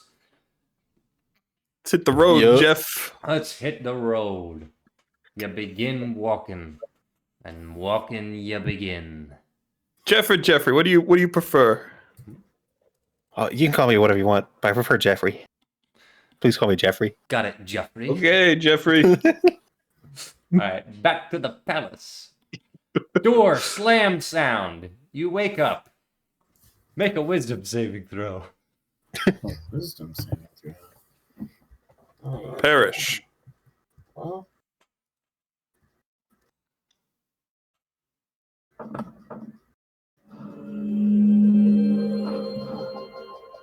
You are safe. For now. It seems at first like a nightmare, but it's his dice sound effect because he's got Bigby's hand dice set, and it's playing through his speakers, and it went. I'm going to change it now. It's doing it for every single roll. It's annoying. It's pretty gross. It's only before dice 20. But Ravenna enters the room. You don't take any psychic damage. Not that you would have. But you never know with her. At first, you think it's a nightmare, but it's worse. It's real life. She's back. She was supposed to be in the Cairo Plateau. You don't even know what time it is. Are you a morning person? No, she is not. Okay, so you are groggy and out of it, but you managed to get yourself together enough to process everything that she said. Hold on. Mm-hmm. She's an elf. She's been up for a while. That's probably true. She's a half elf. She was asleep. All right. Yeah. Ravenna walks up and says, "Guess who's back?" I'm sorry. Oh, good to see you. I'll talk to you in a bit. I just need a few. Actually, today I wanted to get started early. I didn't get any sleep, but it's fine because I had a little special brew. So I should be good for the next 12 hours. In which case, we have a lot of work to do since I missed a day. Now, I was told that you were put under the instruction of Clarence, who is one of the dumbest wizards on staff. So, I anticipate you've learned nothing, am I correct? I hate to say it, but no, I've not really learned much. Great. Well, that's to be expected, and I'm only going to say this once, and probably not much in the future. It's not your fault. But today, I think we're going to have a field day. I need to talk to my father, but we'll deal with that later. Right now, I think we should have some on-the-job training, per se. And I know just where we can go. Woohoo! So, get ready, you have 10 minutes. I'll be back then. I expect you to be dressed. She slams the door. I commit suicide. You cannot kill yourself. Fine. You're locked in a room with Ravenna and a loaded gun. You cannot kill Kill yourself. Ravenna has shield. On me? No, on her, so you can't shoot her. The loaded gun is just a red herring. There's no solution to the predicament. All right, you got 10 minutes. Yeah. So go ahead and I don't know, roll to get ready with like disadvantage because you don't have enough time to get ready. Okay, I'll roll initiative. Roll to get ready with disadvantage. I'll roll initiative. Perfect. 10. All right. With 10 minutes notice, you get your hair in order, get dressed, get as clean as you can, wash your face. There's no time to bathe. It's probably not worth it, but it's not like you did anything strenuous yesterday, so it's probably fine. You attempt to begin brushing Luna, and then Ravenna storms back in and says, "All right, time's up. We're rolling. Let's go." And the bird is not coming with us. What's his stupid name? Valder? Fog it up. All right, can you watch Yes, her? Ravenna. Watch her bird and make sure it doesn't eat any of the pillows, or Yes, ma'am. whatever else birds do. Of course, ma'am. Mm-hmm. She stares at him angrily. No one likes Valder. Siobhan's just gonna mouth, "Sorry." Anyway, let's go. All right, you ready to roll? Even if the answer is no, it doesn't matter. You're going. So you have no skin in this game. All right, Ravenna escorts you out of the palace. You end up in one of the stables, which is somewhere, something bridge, getting ready. And before you know it, you're whisked away in a carriage with Ravenna in the back as she barks orders at the driver. What languages does she speak? I have her stat block, don't I? Didn't I make a thingy? Gotta go to my my monster collection. That's where I keep Ravenna. Tell me, Magic Man. Homebrew collection. I think maybe I didn't make a stat block for her yet. Kind of don't remember. Huh? Yeah, I don't have a stat block for her yet. I don't know what languages she speaks. Okay. She's just yelling at the driver. And you're not really sure where you're going. She gives him a map, and then leans back in the carriage. And then, in a brief moment of levity, she crosses her arms and says nothing. And you ride in silence. Siobhan is actually more terrified now. Because of the silence? Yeah. Well, that's too bad. Anticipation builds up. The carriage has curtains on it for privacy. At the beginning, you are at least able to look out the window. But as you travel further, Ravenna says, "It's too freaking bright outside." And then she closes the curtains. So you're now in the dark, don't get to look out the windows, don't know where you're going, and sitting in silence. Cool.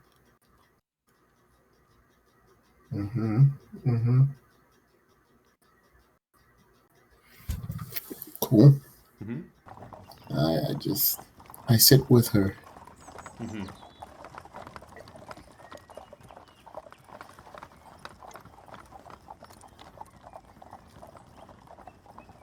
you ever fought anything before? Huh? Have you ever fought anything before? Like a real fight, not just a school bully. Oh, only the guards who captured us. Hmm. Did you kill any of them? Oh, I don't believe I did. I think I hope we didn't. Lame. What did you hit them with? Um, um, I think it was some psychic energy from a mind, like a mind sliver, or something. You can cast Mind Sliver? I think I kind of just know how. Well, that's how sorcery works, yeah. What else can you do? I don't remember. I didn't write anything down. I can strangle you. Did you say that out loud to her? No, she thought it.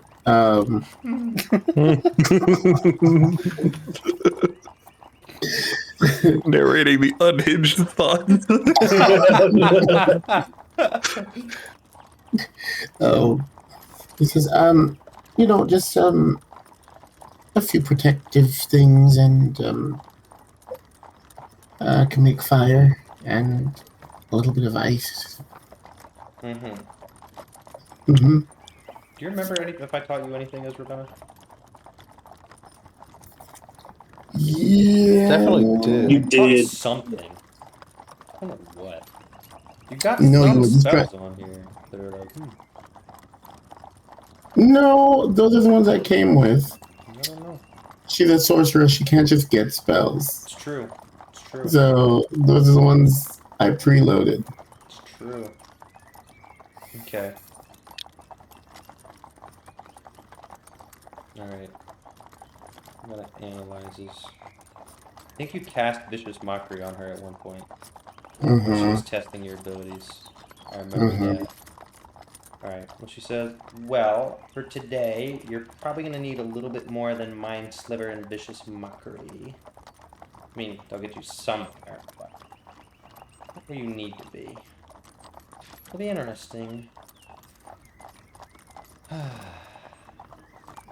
do they call it? Trial by fire?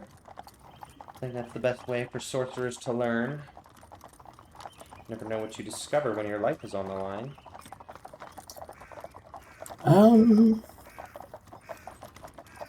Okay. And when you say life and line, how thick is this line? I'm sorry, what are you saying, little girl? No, I'm just saying, like, this is still a controlled environment, and it's relatively just a test. I'm not actually going to die, right? You'll see. Okay. Very good. Love it. This is great. I've missed our training session so much. I'm really excited for this one. I'm just hoping that it's in stock. It'd be really disappointing if it's not in stock. What do you mean in stock? Well, we have to go shopping first. Okay. This is terrifying. Alright. After a few more minutes, the carriage stops, and the horses neigh, and Ravenna says, okay, we have to be here. Stay here, I'll be back. And then she gets out of the carriage. Do you protest? I run for my life. No, she just sits there. Great. The carriage doors close. The driver, who heard, a good amount of this, turns back, peeks back the curtain, and goes, did I hear all that quite right? Yes. Listen, if we were to run away right now... I've contemplated it many times. Won't work. Right. I suppose you've got a wife and family at home and all that. I did. Oh, you did? What happened to them? Ravenna. Ravenna. Right. I should have guessed that too. Mm-hmm. I mean, I've always been taught to believe that deep down everybody's got a kind space, and you know. Rock a manure in it. Well, I think there's still something within Ravenna. I'll still give her a chance. I know what's in Ravenna. Bloody demon. I know. It's a lot of demons. But you know, I still want to give. I've still got to believe. I still got to give her a chance. Good luck. One day I'll get out of this wake in hell. Mr. Driver, I think your accent changed like 5 times. Well, ever since I lost my mind, I sort of changed personalities on the spot. I don't feel comfortable with you driving anymore. You know, back in my day, a tenpence is a hun fun. And he goes into gibberish. She gets out of the car and goes after Ravenna. His mind is gone. All right. You're out in front of... I guess I'll go do this. Hold on. I need a mission map. Market. Hey, that's not Michael Gilfie. That means I'm dead. Alright. You're in the middle of a bustling market. In front of you is a shop. The name is written in a language you don't read, probably. What are your languages you read? Common, Dwarvish, Elvish, Primordial, Sylvan. Yes, you cannot read it. I need to open up my notes document and write this down. Give me one moment. Who is the thing where they can read all writing? I don't know. Someone got that, didn't they? I think so, but not her. Oh, the one who can read all writing? Yeah. That's Malachi.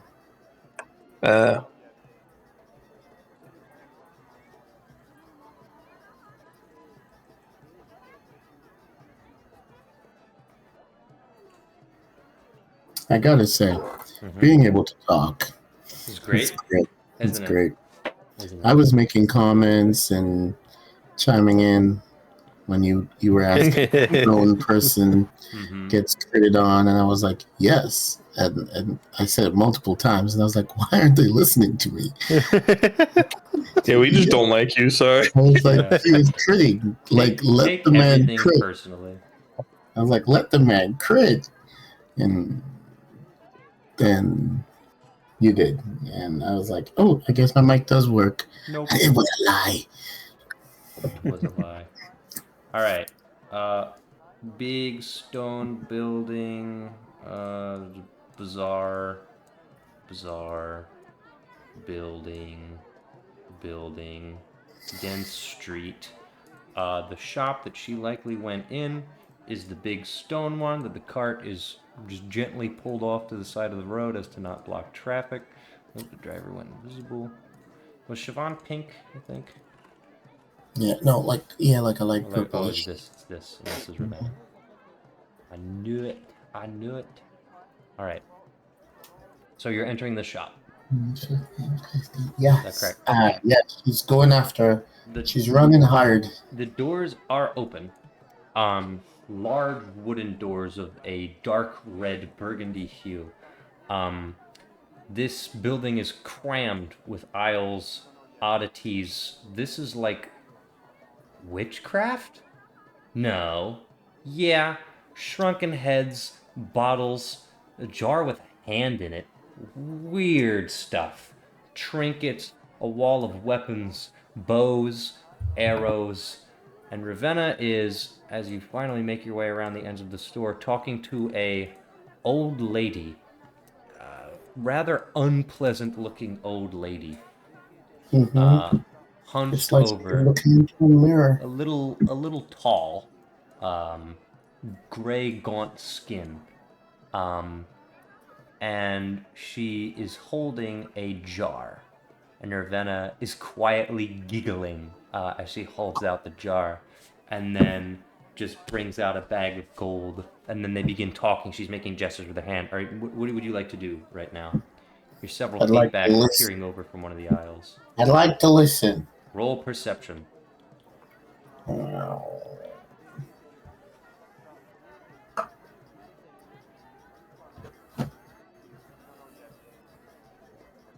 Four.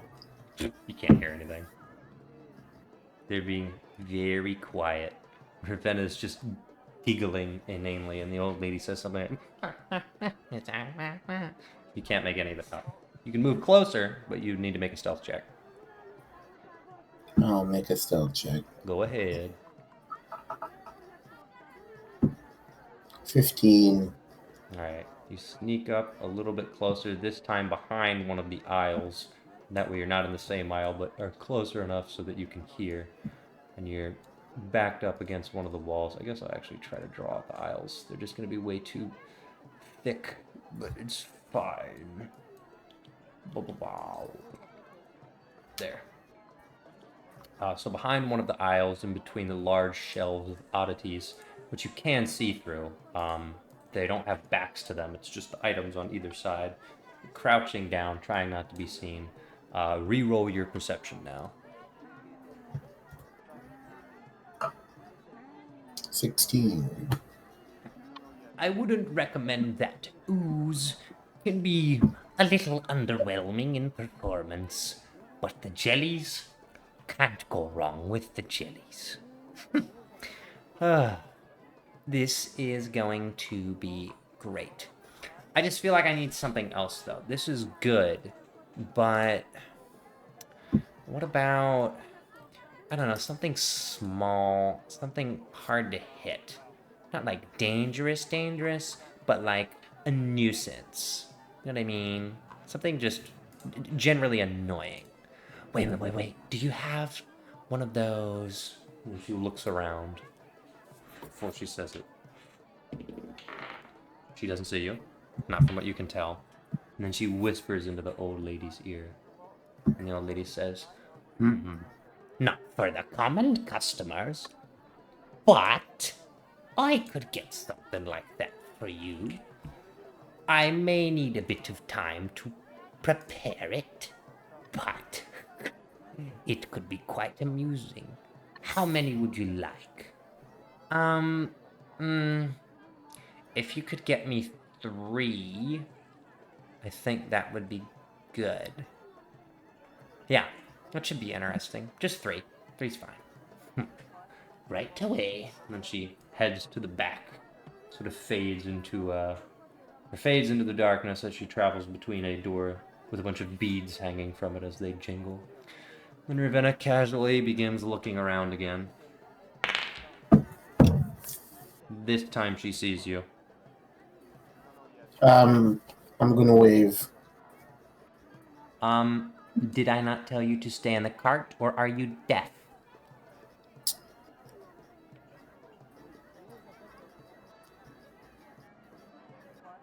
Are you mute now as well? Yes, exactly. That was a joke. You know, Ravenna, I feel like we've got off on the wrong foot. We have, and I really appreciate you taking time out. No. It's my turn to talk. How about you take your right foot and your left foot and walk them both back to the wagon. Then you can use that right foot to get on the right foot. You pick up what I'm putting down? Use the left foot to get on the right foot. I got it. Yes, I absolutely do. My apologies. Yeah, okay. Walking, not talking. Thank you. Okay. Also, your hair looks great today. Walking, not talking. Okay, bye. But it does, yes. Like, is that your natural color or what? Okay. Okay. All right. You walk back to the wagon. The driver turns back to you and goes, Oi, where'd you get off to then? I just closed the curtains. Alright. Doesn't bother me any. Oh, doesn't bother me any at all. Alright. Shortly after, Ravenna enters with a little satchel of goods that she swings on her waist and says, "Alright, driver." Second destination, please. And then the driver picks up, and the carriage is off. Where's my carriage ambience? Wrong ambience. Correct ambience. And the carriage begins moving again. Except, we're going to pause there. Who do I got to catch up with next? Who hasn't woken up yet? I think just Dweeby, right? Where's Dweebus? Dweebus is in camp. Alright, you wake up to a beautiful morning in the darkness. No idea what time it is. It's something. But you're not tired, so there's that. Eddie and Crane are both out in the corner. Keeble appears to be meditating or something. It's just you. All is quiet. I checked everything in the house. Okay. Go ahead and roll investigation. Come on. Come on. 10. Okay. So much stuff is missing. So you had a bunch of deep gnome armor, helmets, pickaxes, tools, shovels, a weird little hand drill with a crank that you stole and was wild. It was great for excavating rocks. That's gone. A bunch of clothes that aren't yours are piled up in the corner in like a sort of laundry bin that used to be your bin of cool rocks. All of those cool rocks are gone. The other bin, which is what you pooped in, has other people's poop in it. You can tell because it's fresh. Wow. Gross. How dare they? Vile. So a ton of your tools are gone. You scrape together a few.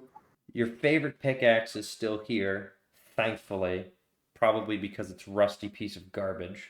But a ton of your tools are gone. Now, as for your stash, we know that that's undisturbed. But everything that was in your boxes neatly sorted is gone. All the less valuable rocks that you were just collecting that you thought were cool are gone. Wait, they emptied my boxes? Yes. There's still some stuff in it, but most of what you valued is gone. Oh my god.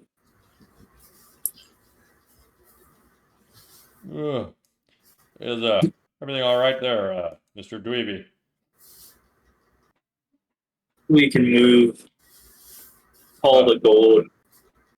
However, apparently there is unfinished business. Right. What do you mean by that exactly? Those fuckers messed with my shit. Right. What'd you say happened to my pickaxe? Your favorite pickaxe is still here. You said it was rusty though? Yeah. It's always been like that. Yeah. I pick it up and I loot the stash. You what? Loot the stash. I just slam it into my bed. Okay, I see. Move the dirt, I guess, with it. Alright. Eddie's gonna walk up and just go, Oh, what exactly are you doing there? Yeah, assistance or? No, I got this. And yeah, I just. Alright. Loud pickaxe sounds slamming into what is first dirt and then what is some gravel and unturned stone. Wake everyone else up, and Crane goes, "What's going on?" You see the shinies? What? See what shine? Oh gosh, this is your stash, isn't it? Oh. Is it like How just? much? It's like a bunch of dirt and then a bunch of gold that's covered in He blood. immediately starts going, "Hold up, how much? All the way over." And he just keeps unveiling more and more dirt, and there's more and more gold. And then Crane does the same thing and goes, "What?" And then she grabs a shovel and starts excavating it. And she goes, How wide of a surface does this cover? About 30 ankles worth. What? I couldn't come up with a good measuring unit. How deep?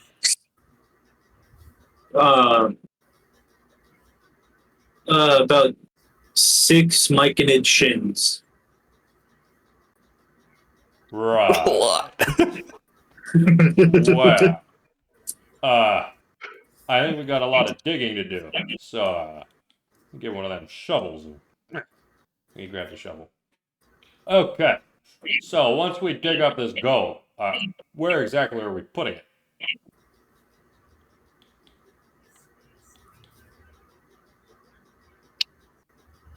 Because, I'm running the numbers, and, then he points to his backpack. This thing's empty, but, I don't think this can cover 30 ankles and 6 myconid shins worth of gold. Oh. Should have given this guy the bag of holding. I was going to say. Do we have a bag of holding? I don't think we do. What if we've got a bag of holding? Well, that'll work. First, I'm gonna call in the armors. Yep. Mm-hmm.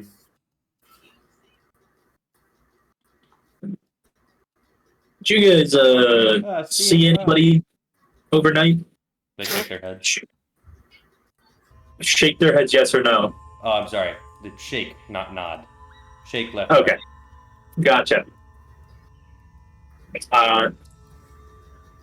I'm gonna empty out one of the boxes. Yep. And then I'm gonna put all the liquor in one of those boxes. Okay. So liquor box is now to the right. And then I'm just gonna like sort of hide that in a corner somewhere. Okay, sure. And then we're just gonna start loading the armors. Okay. With gold. Okay. Do you know... Okay. I need to show you what animated armor looks like. You said they were empty. They are. They're not. They're not solid. They're like empty. Like this is a good artistic rendering. Notice how this got all these holes in it. This one's pretty simple, but like they got like holes in it. What the heck is this game? Hold up, this game. RuneScape. Yo, look at him. Alright, hold up. I've got like what's the like burlap sacks? Yeah. We just put stuff the burlap. Okay, alright. Now you're getting somewhere. Now we're getting No. Let me show you what the elven animated armor looks like. This is kind of what they look like, but probably not in this color palette. Yeah, they only got like arm holes and nothing else. Well, no, I can't make the dude invisible. There's holes in the legs right here. Okay, this would make it more obvious. Hold up. If I go to paints, I'm gonna go like do this. Okay, that maybe doesn't. That gets the point across. See? That is the dude. So only the arm holes. Well, not the leg, the dude. That's oh, come on. You just added that. No, that's what he's supposed to be. It just was a different color for some reason. That's how it is. Well, that's fine. We'll use burlap sacks anyways. Stuff in it, and if it's burlap, it'll be fine. But you'll be limited by the number of burlap sacks you have. That's fine. Which you probably have a few of them. But now they carry the shiny shit. Yeah. Okay. Over the next few hours, you spend your time excavating, filling up backpacks, and filling up burlap sacks. Are you going to use the crates to fill up with gold? Yep. Okay. So one crate you emptied and put all the wine in it, right? Yep. All right, and the other crate you're going to dump out most of your stuff that you don't care about because most of the good stuff was stolen anyway, and that's going to have gold in it. All right. Every single one of these crates you are going to need to put gold in. With the exception of probably the poop crate. You probably want to leave the poop crate alone. Every other crate, 4 of them, are going to be filled to the brim with gold. This is going to take hours. I'll tell you, once your packs are filled, and your burlap sacks are filled and then put in the armor, I'll say that you have 5,000 of maybe your 30,000 gold. The rest is going in the crates. Okay. Now, are these coins? Are these what? Are these coins or is some of this gold raw? I would think about 60% raw, 40% coin. Well, that actually makes it easier. Because then all of your coins that are processed, you can take in your packs and your burlap sacks, and all of your unprocessed gold you can keep in the crates. Which means we'll still say your coins you get, what's 40% of 30,000? Is that too much to carry? Times 0.4, 12,000 gold. We'll say that you are full on capacity with about 8,000 gold. There are 4,000 coins that you're not quite sure what to do with. But with burlap sacks filling up the armor and Eddie and Crane's backpacks loaded, you have 8,000 gold, 4,000 coins left, and then the rest of raw unprocessed gold all goes in the crates. That's so much. Hours of work. Basically a full day's work.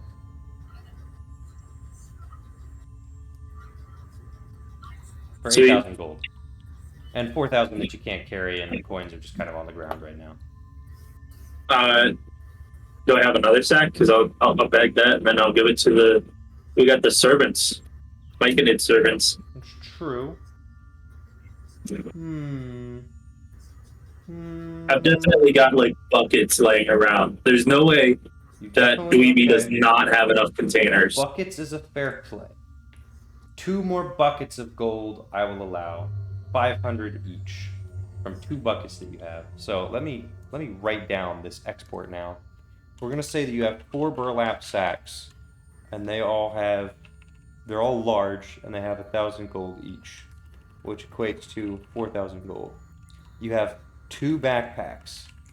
They have 2,000 gold each. So that's your 8,000. And then you're getting to 9,000 with 2 buckets that have 500 gold each. So your total gold that you can carry is now 9,000.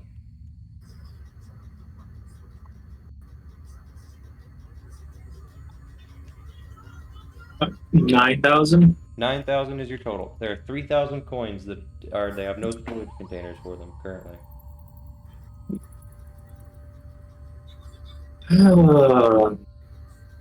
What is my carrying capacity? What is your carrying capacity? Because you don't have any gold in your backpack yet, I don't think. You have a backpack that's kind of already overloaded. Let's see. You have a lot of rope that you could get rid of.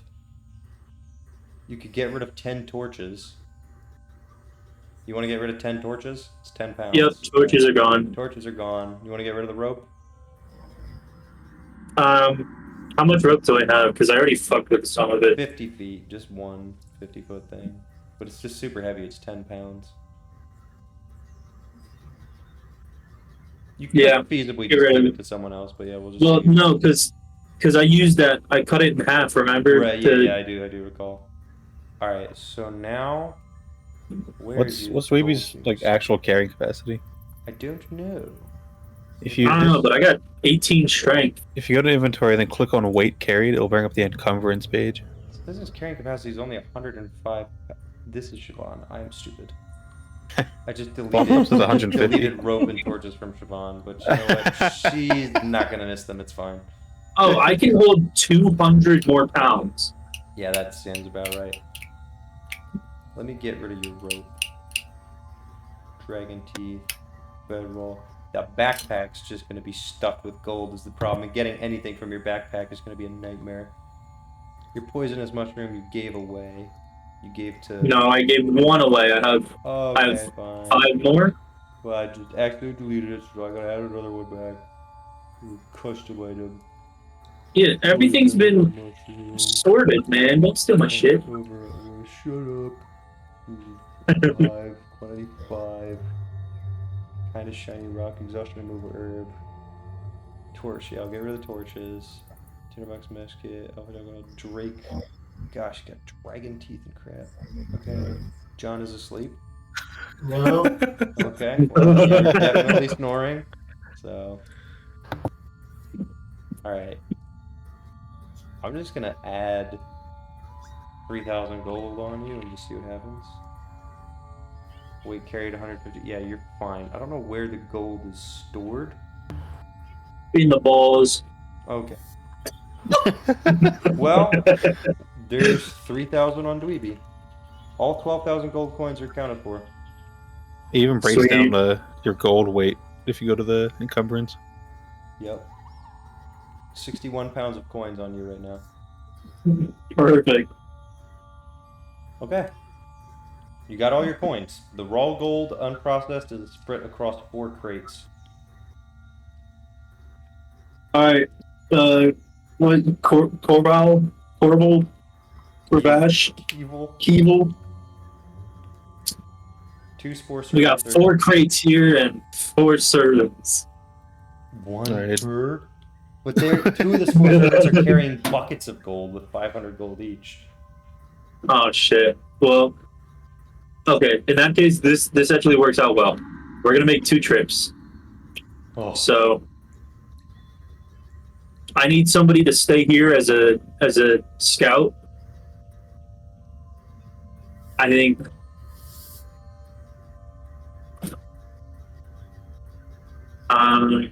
let's do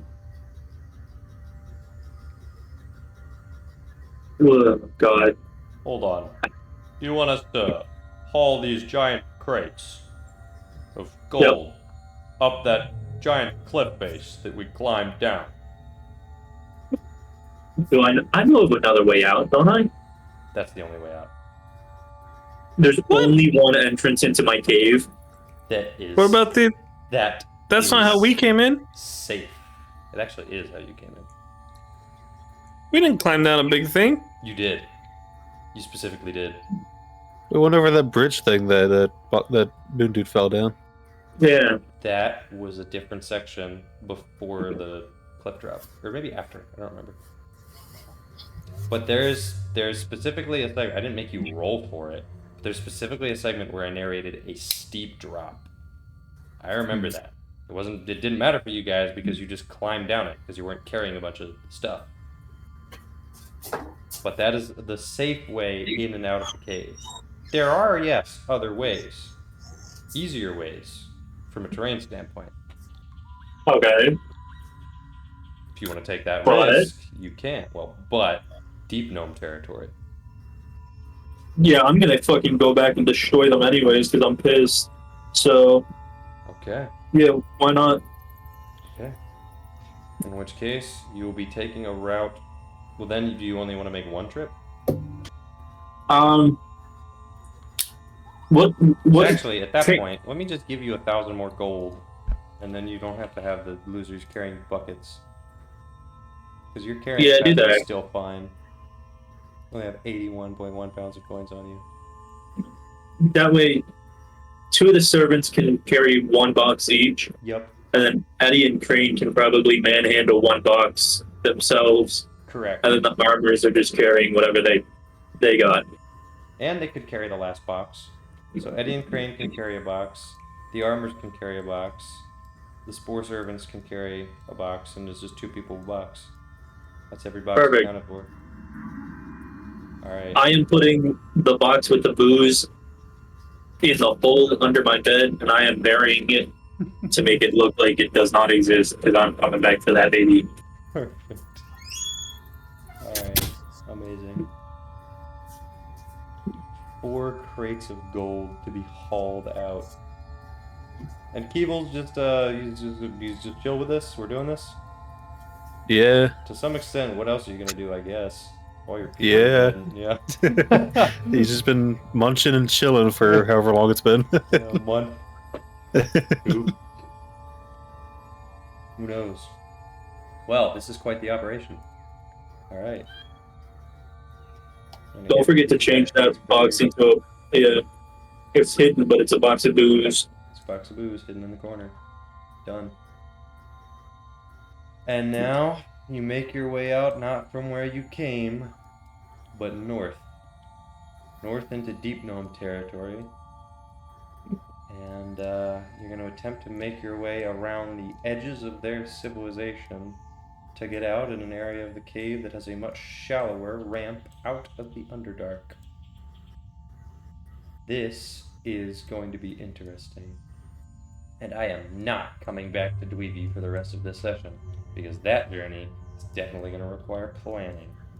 But Yay! Dweeby has officially set off on the return trip with 12,000 gold in coins and 20,000 gold raw. Oh, he's right. Okay. He's got to make it out. Yeah. So, could be interesting. There will be opposition. All right. Yeah. That is really an all-day thing. So you guys actually probably set out on Thursday, July 22nd. Because Wednesday you had to spend all day digging it out. So you probably need another long rest, but then you're geared up and you map out your path, and then you're ready to go on Thursday.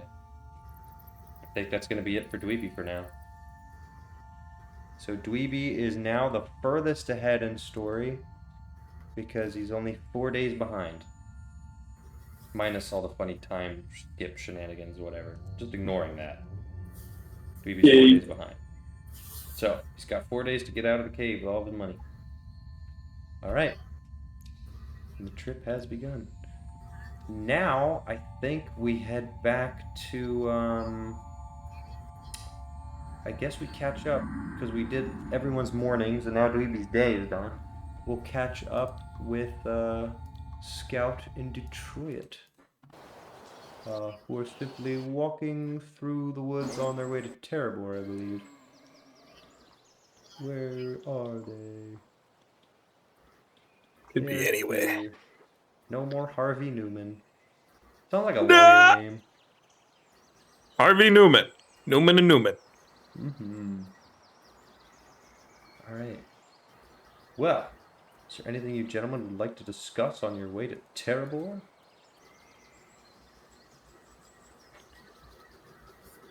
Great.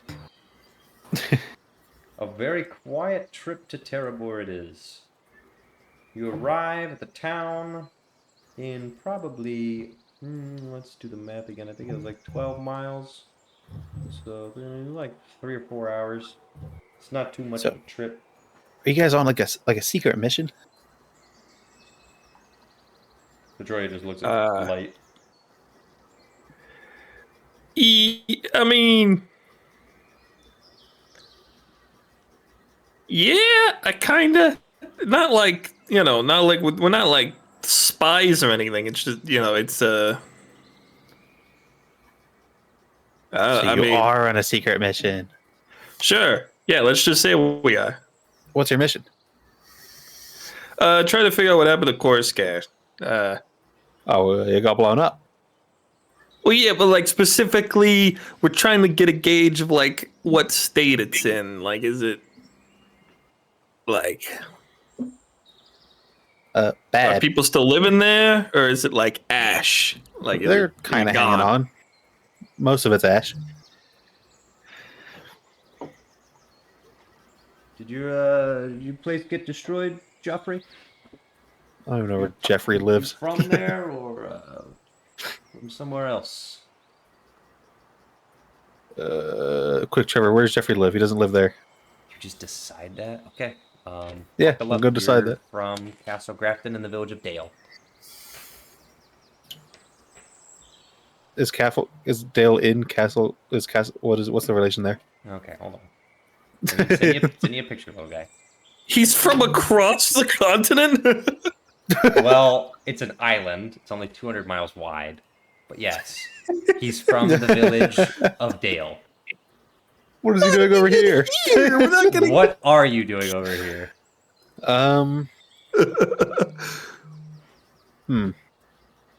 What am I doing over here? Oh, you know what? What if it's something? I don't know if you would like even know about it though. Something like moon Moon Lord related. That could Like you heard rumors of something. That could be the case. What, does he want to worship the Moon Lord? No, the opposite. He wants to fight the Moon Lord. Yeah. He wants to vanquish the Lord of the Moon. And that's all he is. Okay. What? No. Okay. All right. There have been sea monsters terrorizing ships coming out from the little trading village of Dale. And Joffrey heard that these sea monsters. Yeah, well, I'm pronouncing it wrong intentionally. I don't know. Joffrey heard that these sea monsters were servants of the Moon Lord. Some of them even allegedly spoke. He never encountered these beasts. He heard lots of wild rumors as to what they were and what they could do. The village of Dale itself is all right, but all the dock workers and tradesmen who work out of Dale are a little bit shook up. A lot of Dale's exports is food related, and they have made a ton of money selling to Coruscant. But now, their shipments are kind of getting messed up by these sea monsters. Okay, so when there are these sea monsters, I'm from Dale, in Castle Grafton, or below Castle Grafton, and a bunch of the sea monsters messing up the trade, and no one was doing anything. But there are some rumors that they're being controlled or manipulated, I don't know, by some Moon Lord guy. So I figured I would come out here, learn what I can learn, and maybe help stop something. Huh. Word. I like the chutzpah, little guy. Oh, He's Jewish. I wasn't gonna say anything. Little Mac is Jewish. I mean, Light McKay is Jewish.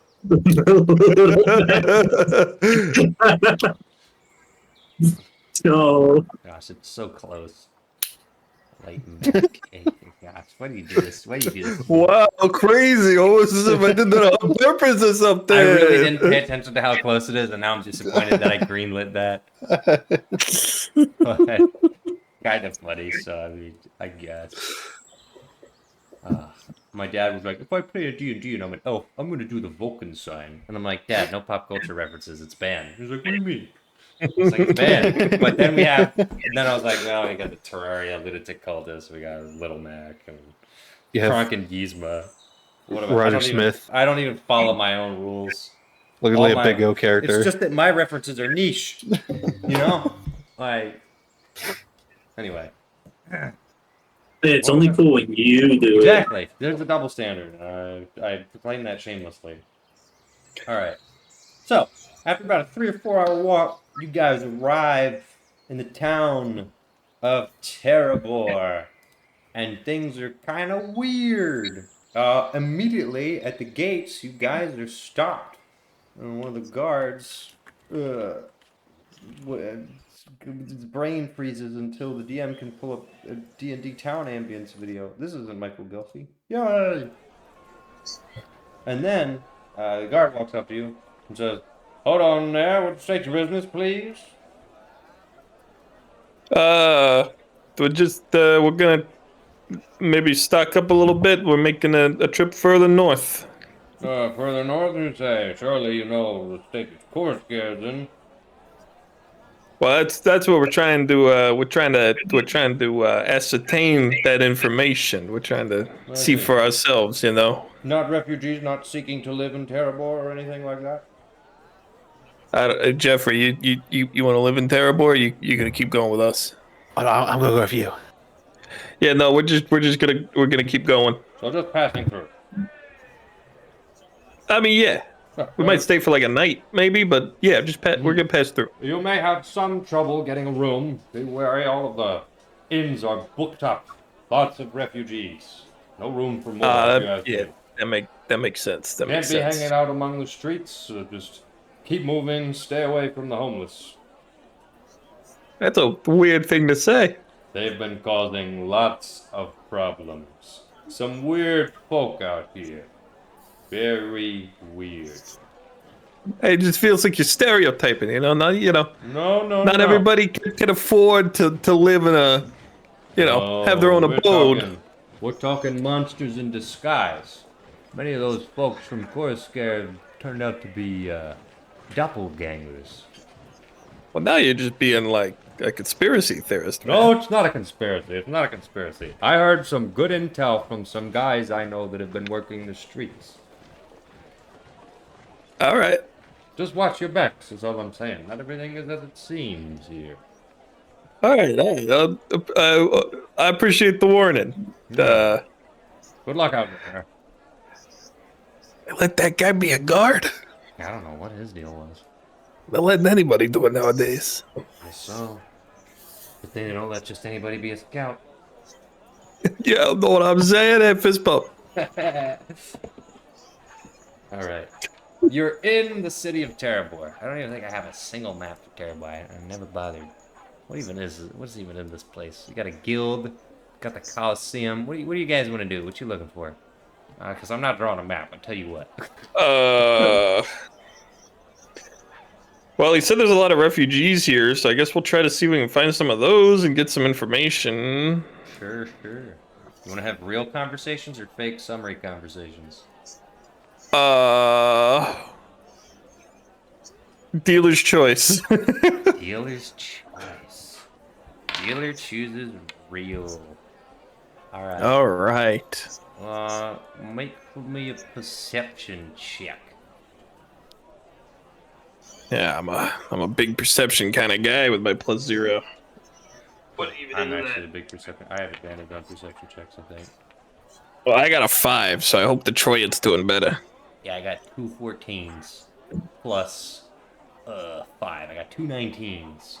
So Detroit just started profiling people and going like, that guy's homeless, that guy's homeless, that guy's homeless. And he just started pointing them out. He goes, that guy's super homeless. He goes, that guy, way he's dressed, looks like he's from Coruscant. You can even tell because the way that he is.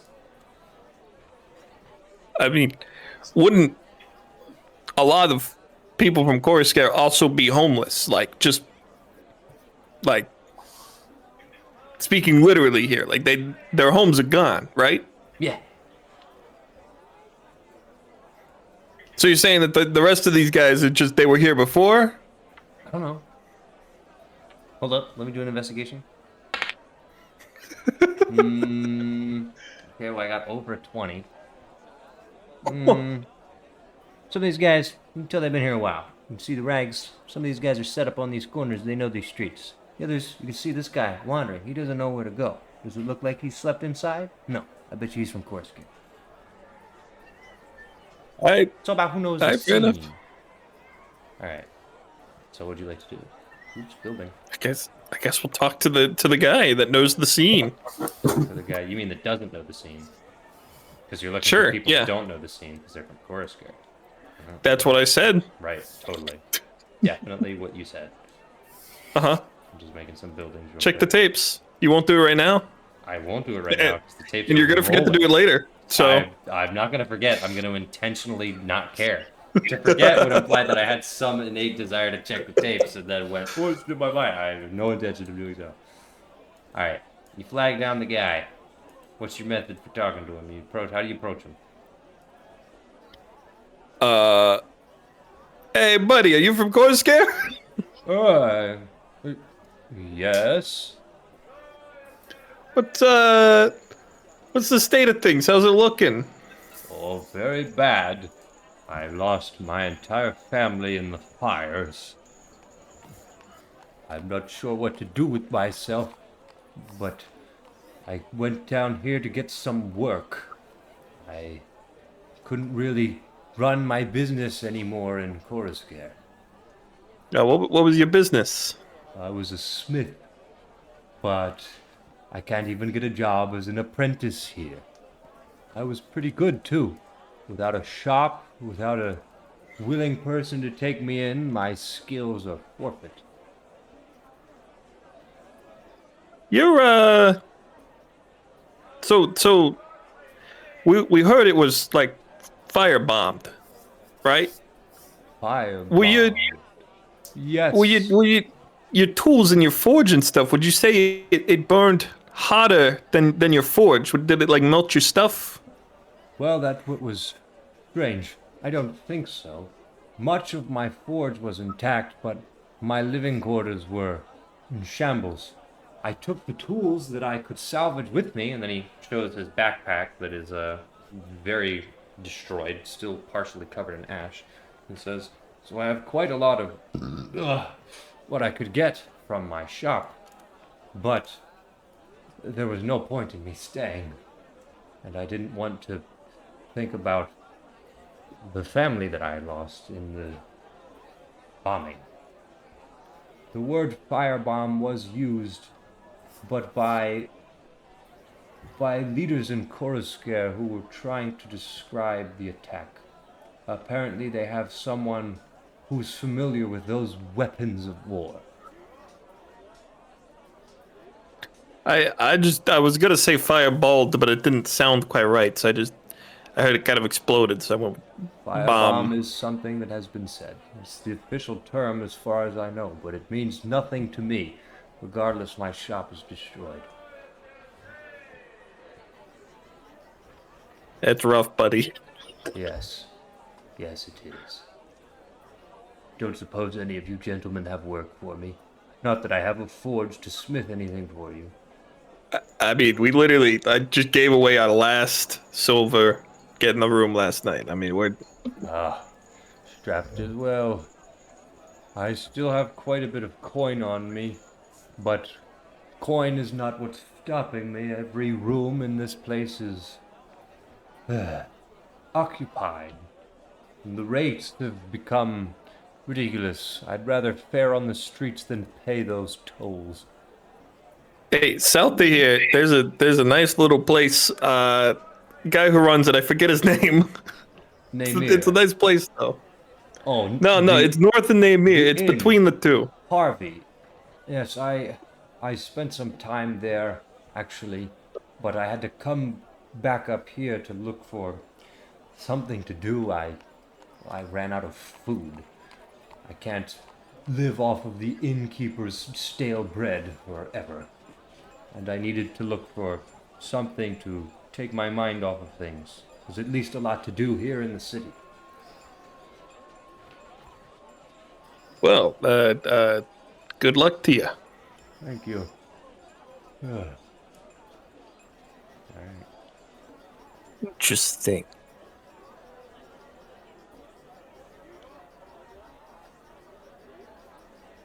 Well, what now?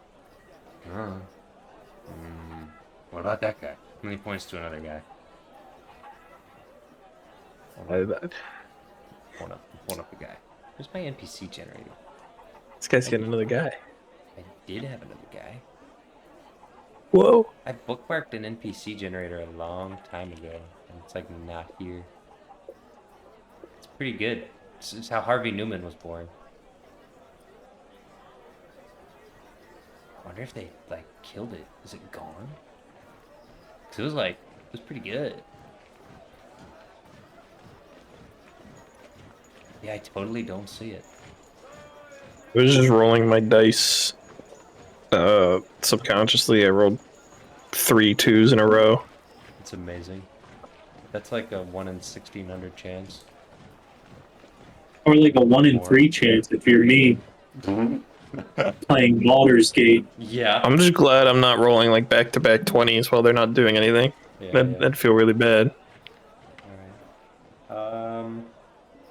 Trying to think. Light points to a, I want my generator. I don't want to come up with stuff on my brain head. It's so much harder, but fine. Light points to a pale, gray, bearded man. I do. Oh, Detroit points to a pale. Hey, I'm pointing at him too. We're both pointing at this guy. Yeah, you're both rude. And the older man sees you pointing at him and goes, "You need something from me." Hi. My name's Light. Are you from Korosker? I am. The name is Peter. Peter Savage.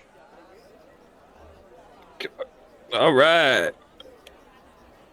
Nice to meet you. Nice to meet you too.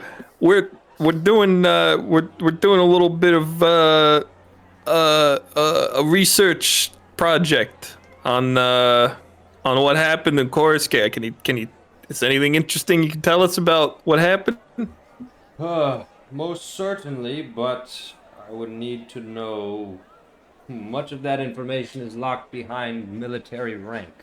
You don't suppose you've served in Coruscant? Not in Coruscant, no. About Kunigri? Elsewhere. That's where I grew up. Kind of, yeah. I did. Rank there? I did, yeah. I did. Did no longer active. It's a long story. I'm afraid I wouldn't be able to tell you much. I can tell you what is public knowledge. I worked as a guard in Coruscant for many years, was promoted a series of times, and by the time that everything went down, I was on my way to retirement. I'm too old for all of this business. Commanding the young blood, it's simply too much on these old bones. But my retirement was delayed when the attack hit. Some will say that it is magical. I assure you it was not. It was technological.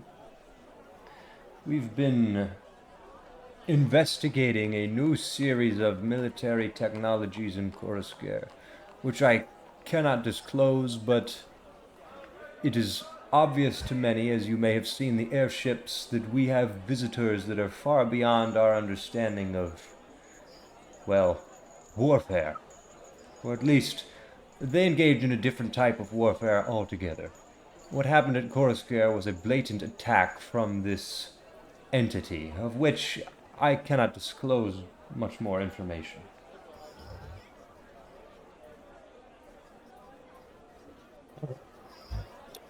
Do you know where they were coming from? Are they, like, where overseas, or are they... That is the theory. They seem to largely approach from the east, which is where some of the larger isles are. Of course, as you know, Sevis, our closest neighbor. But we suspect... Of course I knew that. Yes, well, you know, here we go. You're starting to ask questions about the larger world, and now things are going to get interesting. Because now, what I'm dreading is when I have to make the inevitable Earth world map. Yes! But... as you know, surely Sevis is one of our closest trade allies and partners. They've experienced a stoppage in their cargo ships going out as well.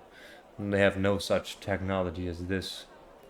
Heading further out to the nation of Elar, no such thing is known. And eventually we get past the reaches of the smaller isles, and once we hit the storm, there's nothing more to see. We suspect that somehow these ships are coming from beyond the reach of the storm. Jeez. Indeed. If that's the case, it would make sense. Their airships can traverse it, no problem. They can simply go around. I imagine nothing would stop them. What we know of their deep seafaring capabilities is very little.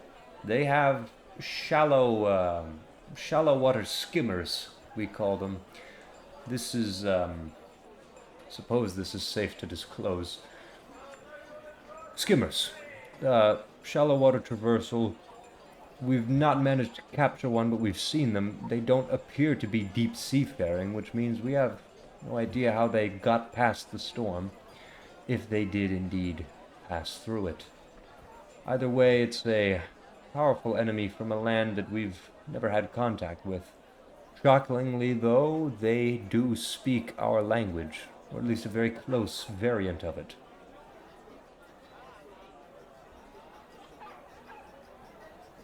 You are just a font of information. You pointed at the right person. Good job, Detroit. Call him like I see him. He is wearing, like, straight up Coruscant military frags. So, not exactly a hard sell.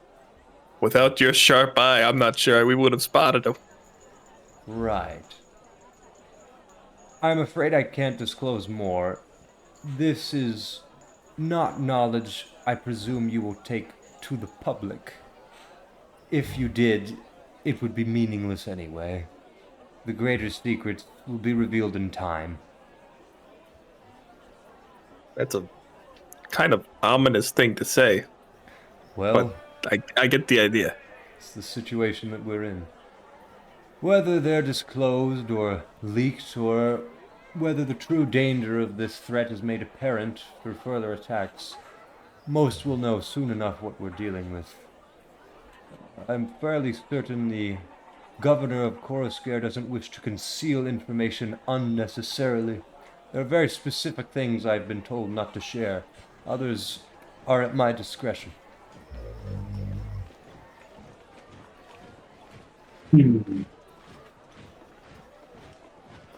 Let me just run one thing by you, because you seem to know a lot. Have you ever heard of a guy named Ket Swiftclaw or Dirk Digger of Graves? Ket, I have not. Dirk, I have. He buried many of my men. Ah. Do you know where he is? Presumably still in Coruscare. There's no shortage of bodies that needed tending to. Right. Yeah, good point. Do you think we'll have any problem like getting up there? Like, are they cordoning it off, or is it kind of? Soldiers are stationed. You may be questioned upon your arrival, as I presume you were here, but getting in shouldn't be an issue, provided you're not suspicious. But there are other problems you may encounter. Could you elaborate on that? No. Okay. Well, thanks for your thank you. This really was incredibly helpful. Glad I could be of service. Hey, you guys, I'm hearing like a rumbling. Is Yeah. that, You can take a guess. I know what that is. Could be anything. Could be anything. Hey, John. Yep. Fixed. All right. So, I think we can probably leave that there. And the last thing I want to do, because I'm sure John is dying to know what Ravenna has planned, is we're going to pick up with her. Don't stress the dying part, please. She has nothing to worry about. Nothing at all. All right. So, after another fairly long... You're still with us, John, right? Yes. Great. I am. Buckle up.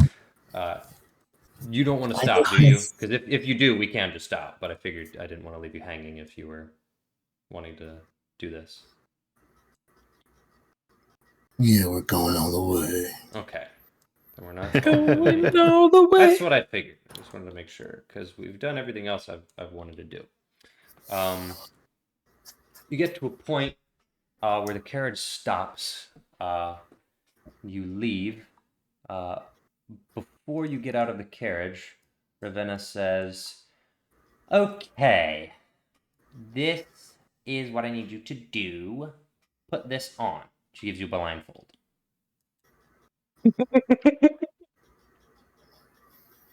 What? Put this on. Okay, but spells require line of sight, don't they? Yes, you're not going to... Okay, listen. I'm not actually going to try to kill you here, alright? If you're nervous, fine, great, whatever. But you just need to put this on so that I can get you there. But we're training for real. Are you ready? Okay. Then do what you're told. And trust me. Believe it or not, I actually have your best interest in mind. She ties the blindfold on, but she specifically does not trust her. Okay. But you're putting the blindfold on fully. Yeah. Great. All right. We're going to grab your hand and says, all right, walk with me slowly. All right. You get out. You're on hard cobblestone. Seems outdoors. Before long, though, you pass through a doorway. There's a slight shift in the wind, the ambience. A door closes behind you. Pretty soon after that, you're led down a set of stairs. Ravenna goes, careful, staircase, staircase, stairs, and done. Turning, here and here. Okay. Now, before we take that blindfold off, here's what's going to happen. I'll be watching, and you'll be reacting. I want to see what you do in a situation of real danger, shall we say. You hear a jar lid opening, and something happens. It sounds like something hits the floor. She says, walk right here. Perfect. Great. Your blindfold comes off. You can hear Ravenna, but you can't see her. You're in a dark room. You have dark vision, right? Mm-hmm. It's half off. Great. Completely unlit. Unmarked walls, cobblestone, floor, cobblestone. Seems like a very cheaply made building. Run down. Don't really know where you are outside of the room. There's a doorway behind you with a set of double doors closed. Steel bars behind them. You don't really see anything of interest.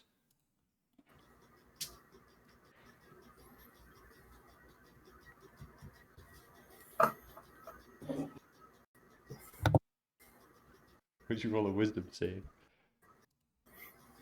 Just see if she's gonna freak out enough that she starts reading people's minds. Ah, okay. Did you start reading people's minds? No. Okay. All right. Your passive perception is 11. You don't see anything. You can't see Ravenna. The room is fairly large. Actually, it probably should be smaller. I keep forgetting each one of these is like 5 feet. It's like this big. No. I'm gonna do this. Yeah, it's hard to remember that the player circle is like with arms out, 5 foot reach or whatever. Yeah, it's like a little bit. Well, 5 foot is like this, so the player circle's pretty close to what an actual person is, but not exactly. So it's a little bit weird. Like this is a 2-scale person, but I mean, look at the scale of the person. This is still a huge room. If the circle is shoulder to shoulder distance, this is still a big room. This is more than 20 feet. This is 20 feet by 30 feet. It's large. All right. What would you like to do? I have the blindfold off, you said, right? Correct. Okay. Can I tell anything about the room? Well, if you want to do a roll. Okay. I'll do some. What role would you like me to do? Are you just looking around? Yeah. It's a perception. Oh, okay. I could have guessed that. Yes. It's a 7. You don't see anything of note around the room. It looks completely empty. You know Ravenna's in here, but she's invisible.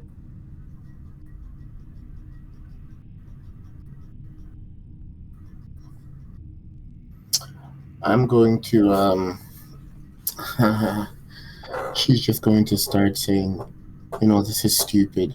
I've not been many places, but I feel like this is a stupid place to be.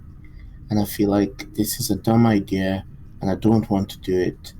And she casts Vicious Mockery. You're saying this out loud? Yeah. You're casting it at Ravenna? I don't know. Does it say she needs to be able to see? I don't know. It just says at a creature within range if it can Creature hear. you can see within range. But does it say that? Yes. Oh well. Nothing happens then. Okay. She just was saying mean things, at least to her. Okay. Yeah. Roll initiative. She's gonna slap you. Well, it was nice having Siobhan for a while. Oh, if we could have taken you with us, we would have. What'd you get? An 11. Okay. Well, there's good news. The first attack doesn't hit. Lurching out from the floor is a disgusting yellow jelly that comes up between the cracks in the cobblestone and attempts to slap you. You sidestep it, stepping back, and now it is clear that this gelatinous mass has likely been the source of this room's bad smell. Which makes sense. You only began to smell it after you heard Ravenna opening a jar. Your turn. Do you have any area spells? Cast Disintegrate. Cast Disintegrate. She would. She really would. She wants to so sure bad. She wants to so bad. Well, she's gonna she's kind of freaking out a little bit. And she's going to cast mage armor on herself. Okay.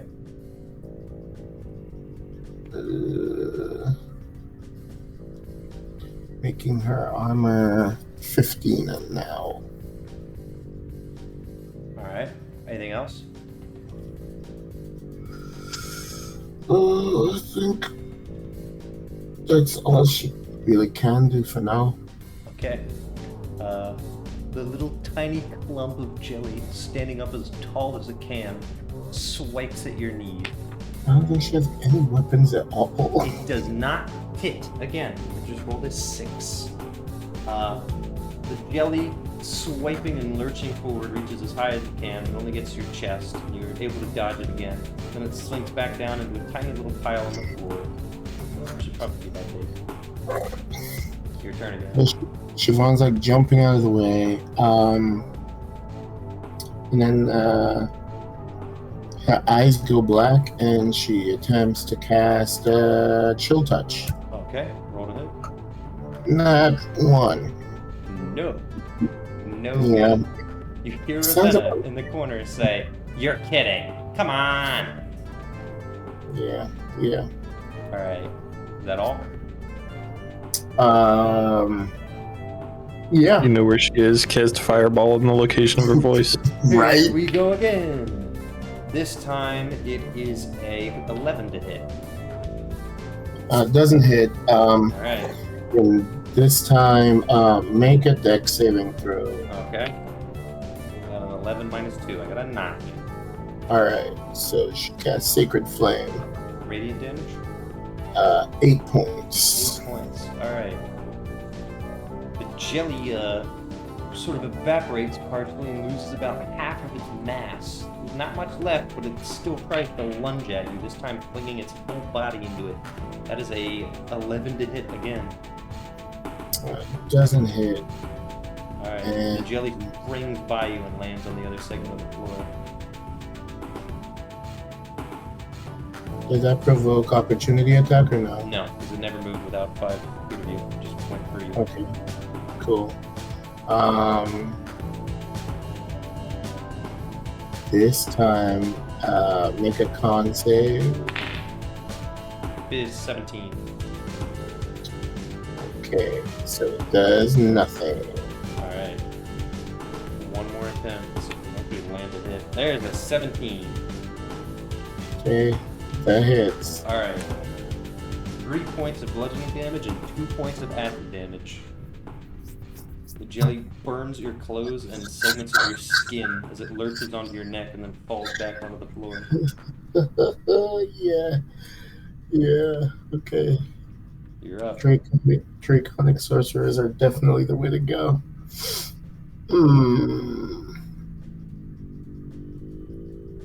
Alright, I think they're looking bad at this corner. And so, make a strength saving throw. 2 plus 2, 4. 4? Yeah. Okay. So this time, having gotten hurt and like really badly, she kind of like loses control. Okay.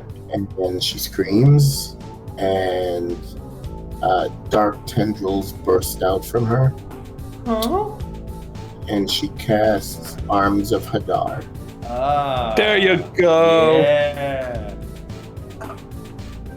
And that does 9 points of necrotic damage. The remaining loop of the jelly shrieks in pain as it splatters quietly and evaporates in a mist of death.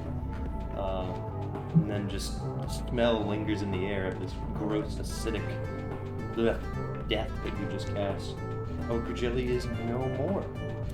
Ravenna says, okay, part 1 and done. Time for part 2. She's on the ground. She's like panting. She's about to pass out. What do you mean there's more? There's always more than you're ready to deal with. Now go! Alright. She throws a jar at you. Glass shatters all over the place, and you have a hard time figuring out what just happened. And I roll initiative. I roll a 20. You are up. Siobhan's gonna cast Cure Wounds on herself. Okay.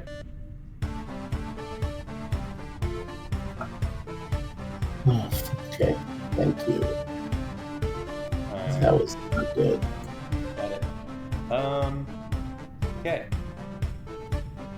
Keep in mind her HP is 8, so. You don't know what the jar did. And then you hear a tiny screaming. A 3 to hit. A tiny sword lodges itself into your cloth and gets stuck before it can hit your shoulder. A sprite is attempting to stab you with a sword. Another jar is thrown. Another sprite pops out. What the heck? What am I supposed to do with that? Your turn.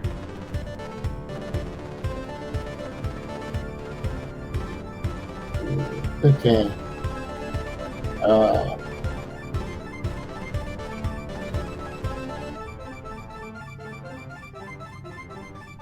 What do you got? Yeah. So make an intelligence saving throw, the one right in front of her. Okay. Got a nat 1. All right. 6 points of psychic damage. Immediately dies, screams a tiny painful yelp.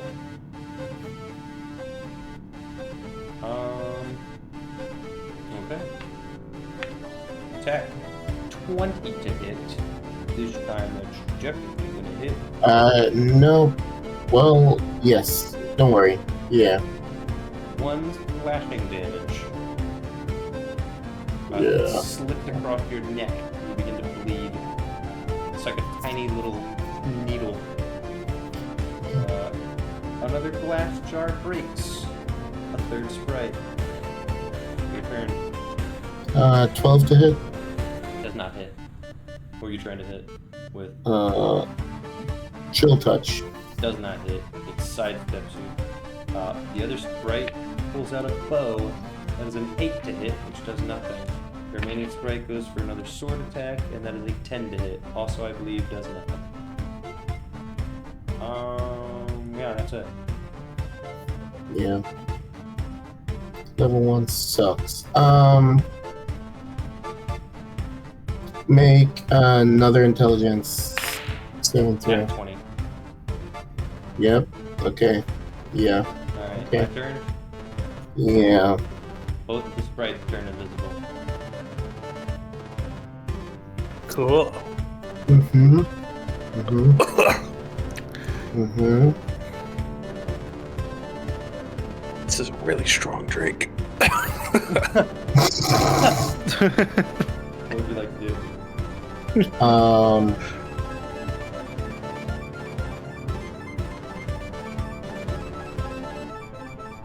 I think she's gonna try to actively try and sense thoughts. Okay.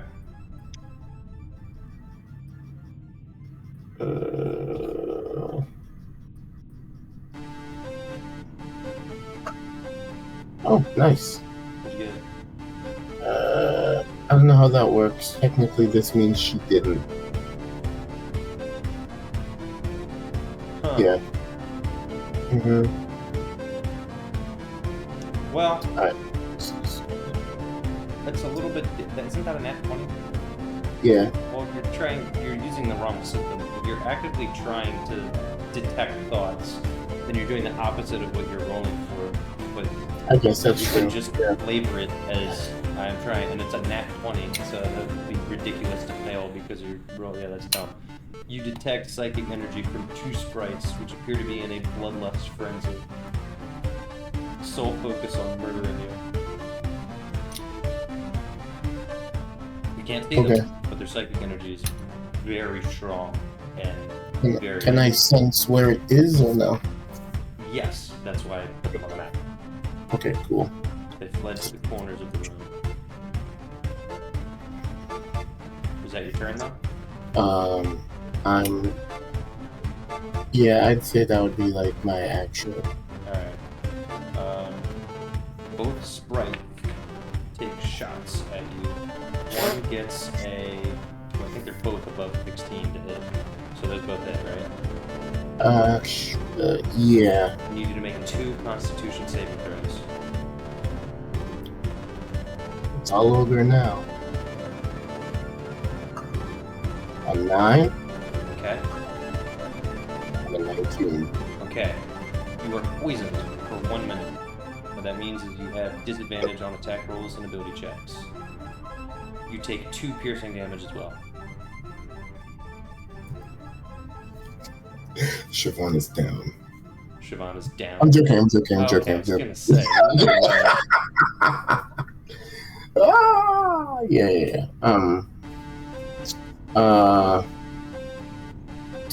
Make another. I guess it would just be, yeah, that's what we got to do. Make an intelligence saving throw for me, please. 14, 16. 16.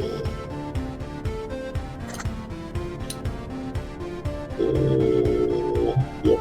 Alright, so that does nothing. Heal. 2 attacks with bows. The highest one is a 15. The other one is a 14. Both hit. 1 hits. 14 doesn't hit. No, because she has mage armor on. Oh, right.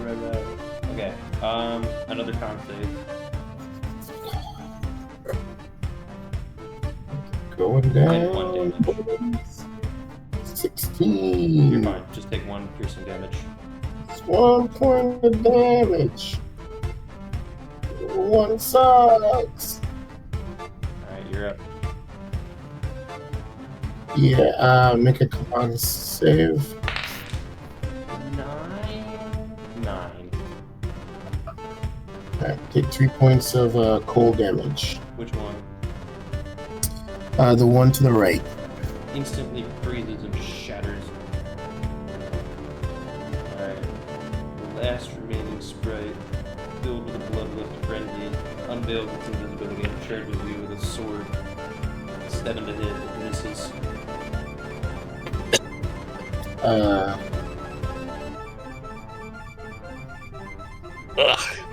She's gonna curse it in Elvish, but I can't speak that, so imagine that.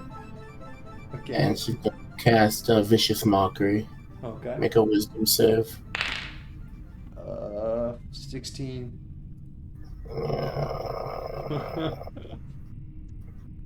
Does it do nothing or half? Waste of time. No, it's a cantrip. Unfortunate. One more longsword attack. It's a 12 to hit. I'm guessing that's nothing again. No. Alright. You're up. And I have disadvantage on all attack rolls. And ability checks. Yeah, so we gotta go with our saving throws, boys. Mm-hmm. Make an intelligence save. 2 plus 2, 4. Well, 2 points of psychic damage. He's done. His mind explodes, and he falls to the ground as his wings flutter in a final tiny yelp of pain. Ravenna unveils her invisibility, clapping slowly. Oh, she's not that small. Well, I crush Ravenna under my heels. Do you? She's not that small. Alright. She says, well, I'm impressed. Even though that was child's play. As a child, the battle was fair. Well done. Yeah. Thanks, I guess. Drink this. He throws a potion at you. Can I make a dexterity roll to see if I catch it? Yes. Okay. Roll higher than a 10. 6. Hits me in the face. Okay, great. Do you catch it, though? After it hits me in the face. Great. Yeah. Do you drink it? Yes. Okay, you recover all your hit Is points. she dead now? No, she just recovers all of her hit points. Okay. I don't trust Ravenna. I am aware. Yeah. Alright, everyone says, Please. so, how do you feel? Smelly. I agree. Let's get out of here. Ochre jelly reek. She blows open the double doors.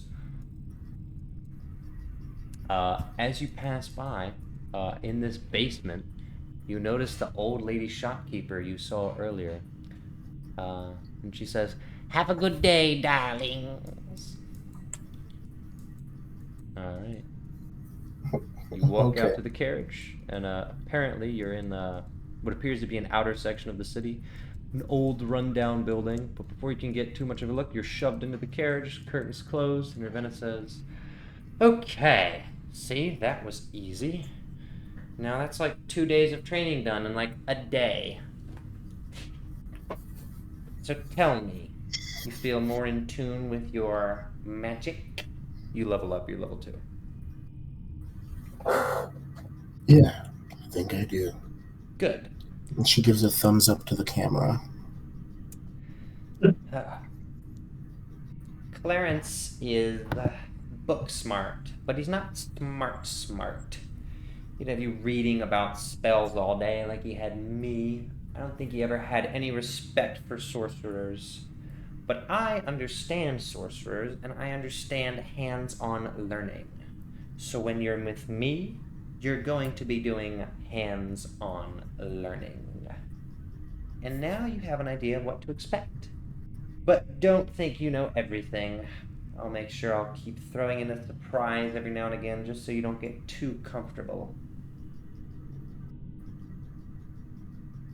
And she's going, Siobhan's gonna genuinely actually say thank you. No problem, sister. Ew. I know, I was like, I don't know how to feel. I don't know how to feel. All right. I think we're going to wrap it there. So, let's do a recap. It is... Yeah.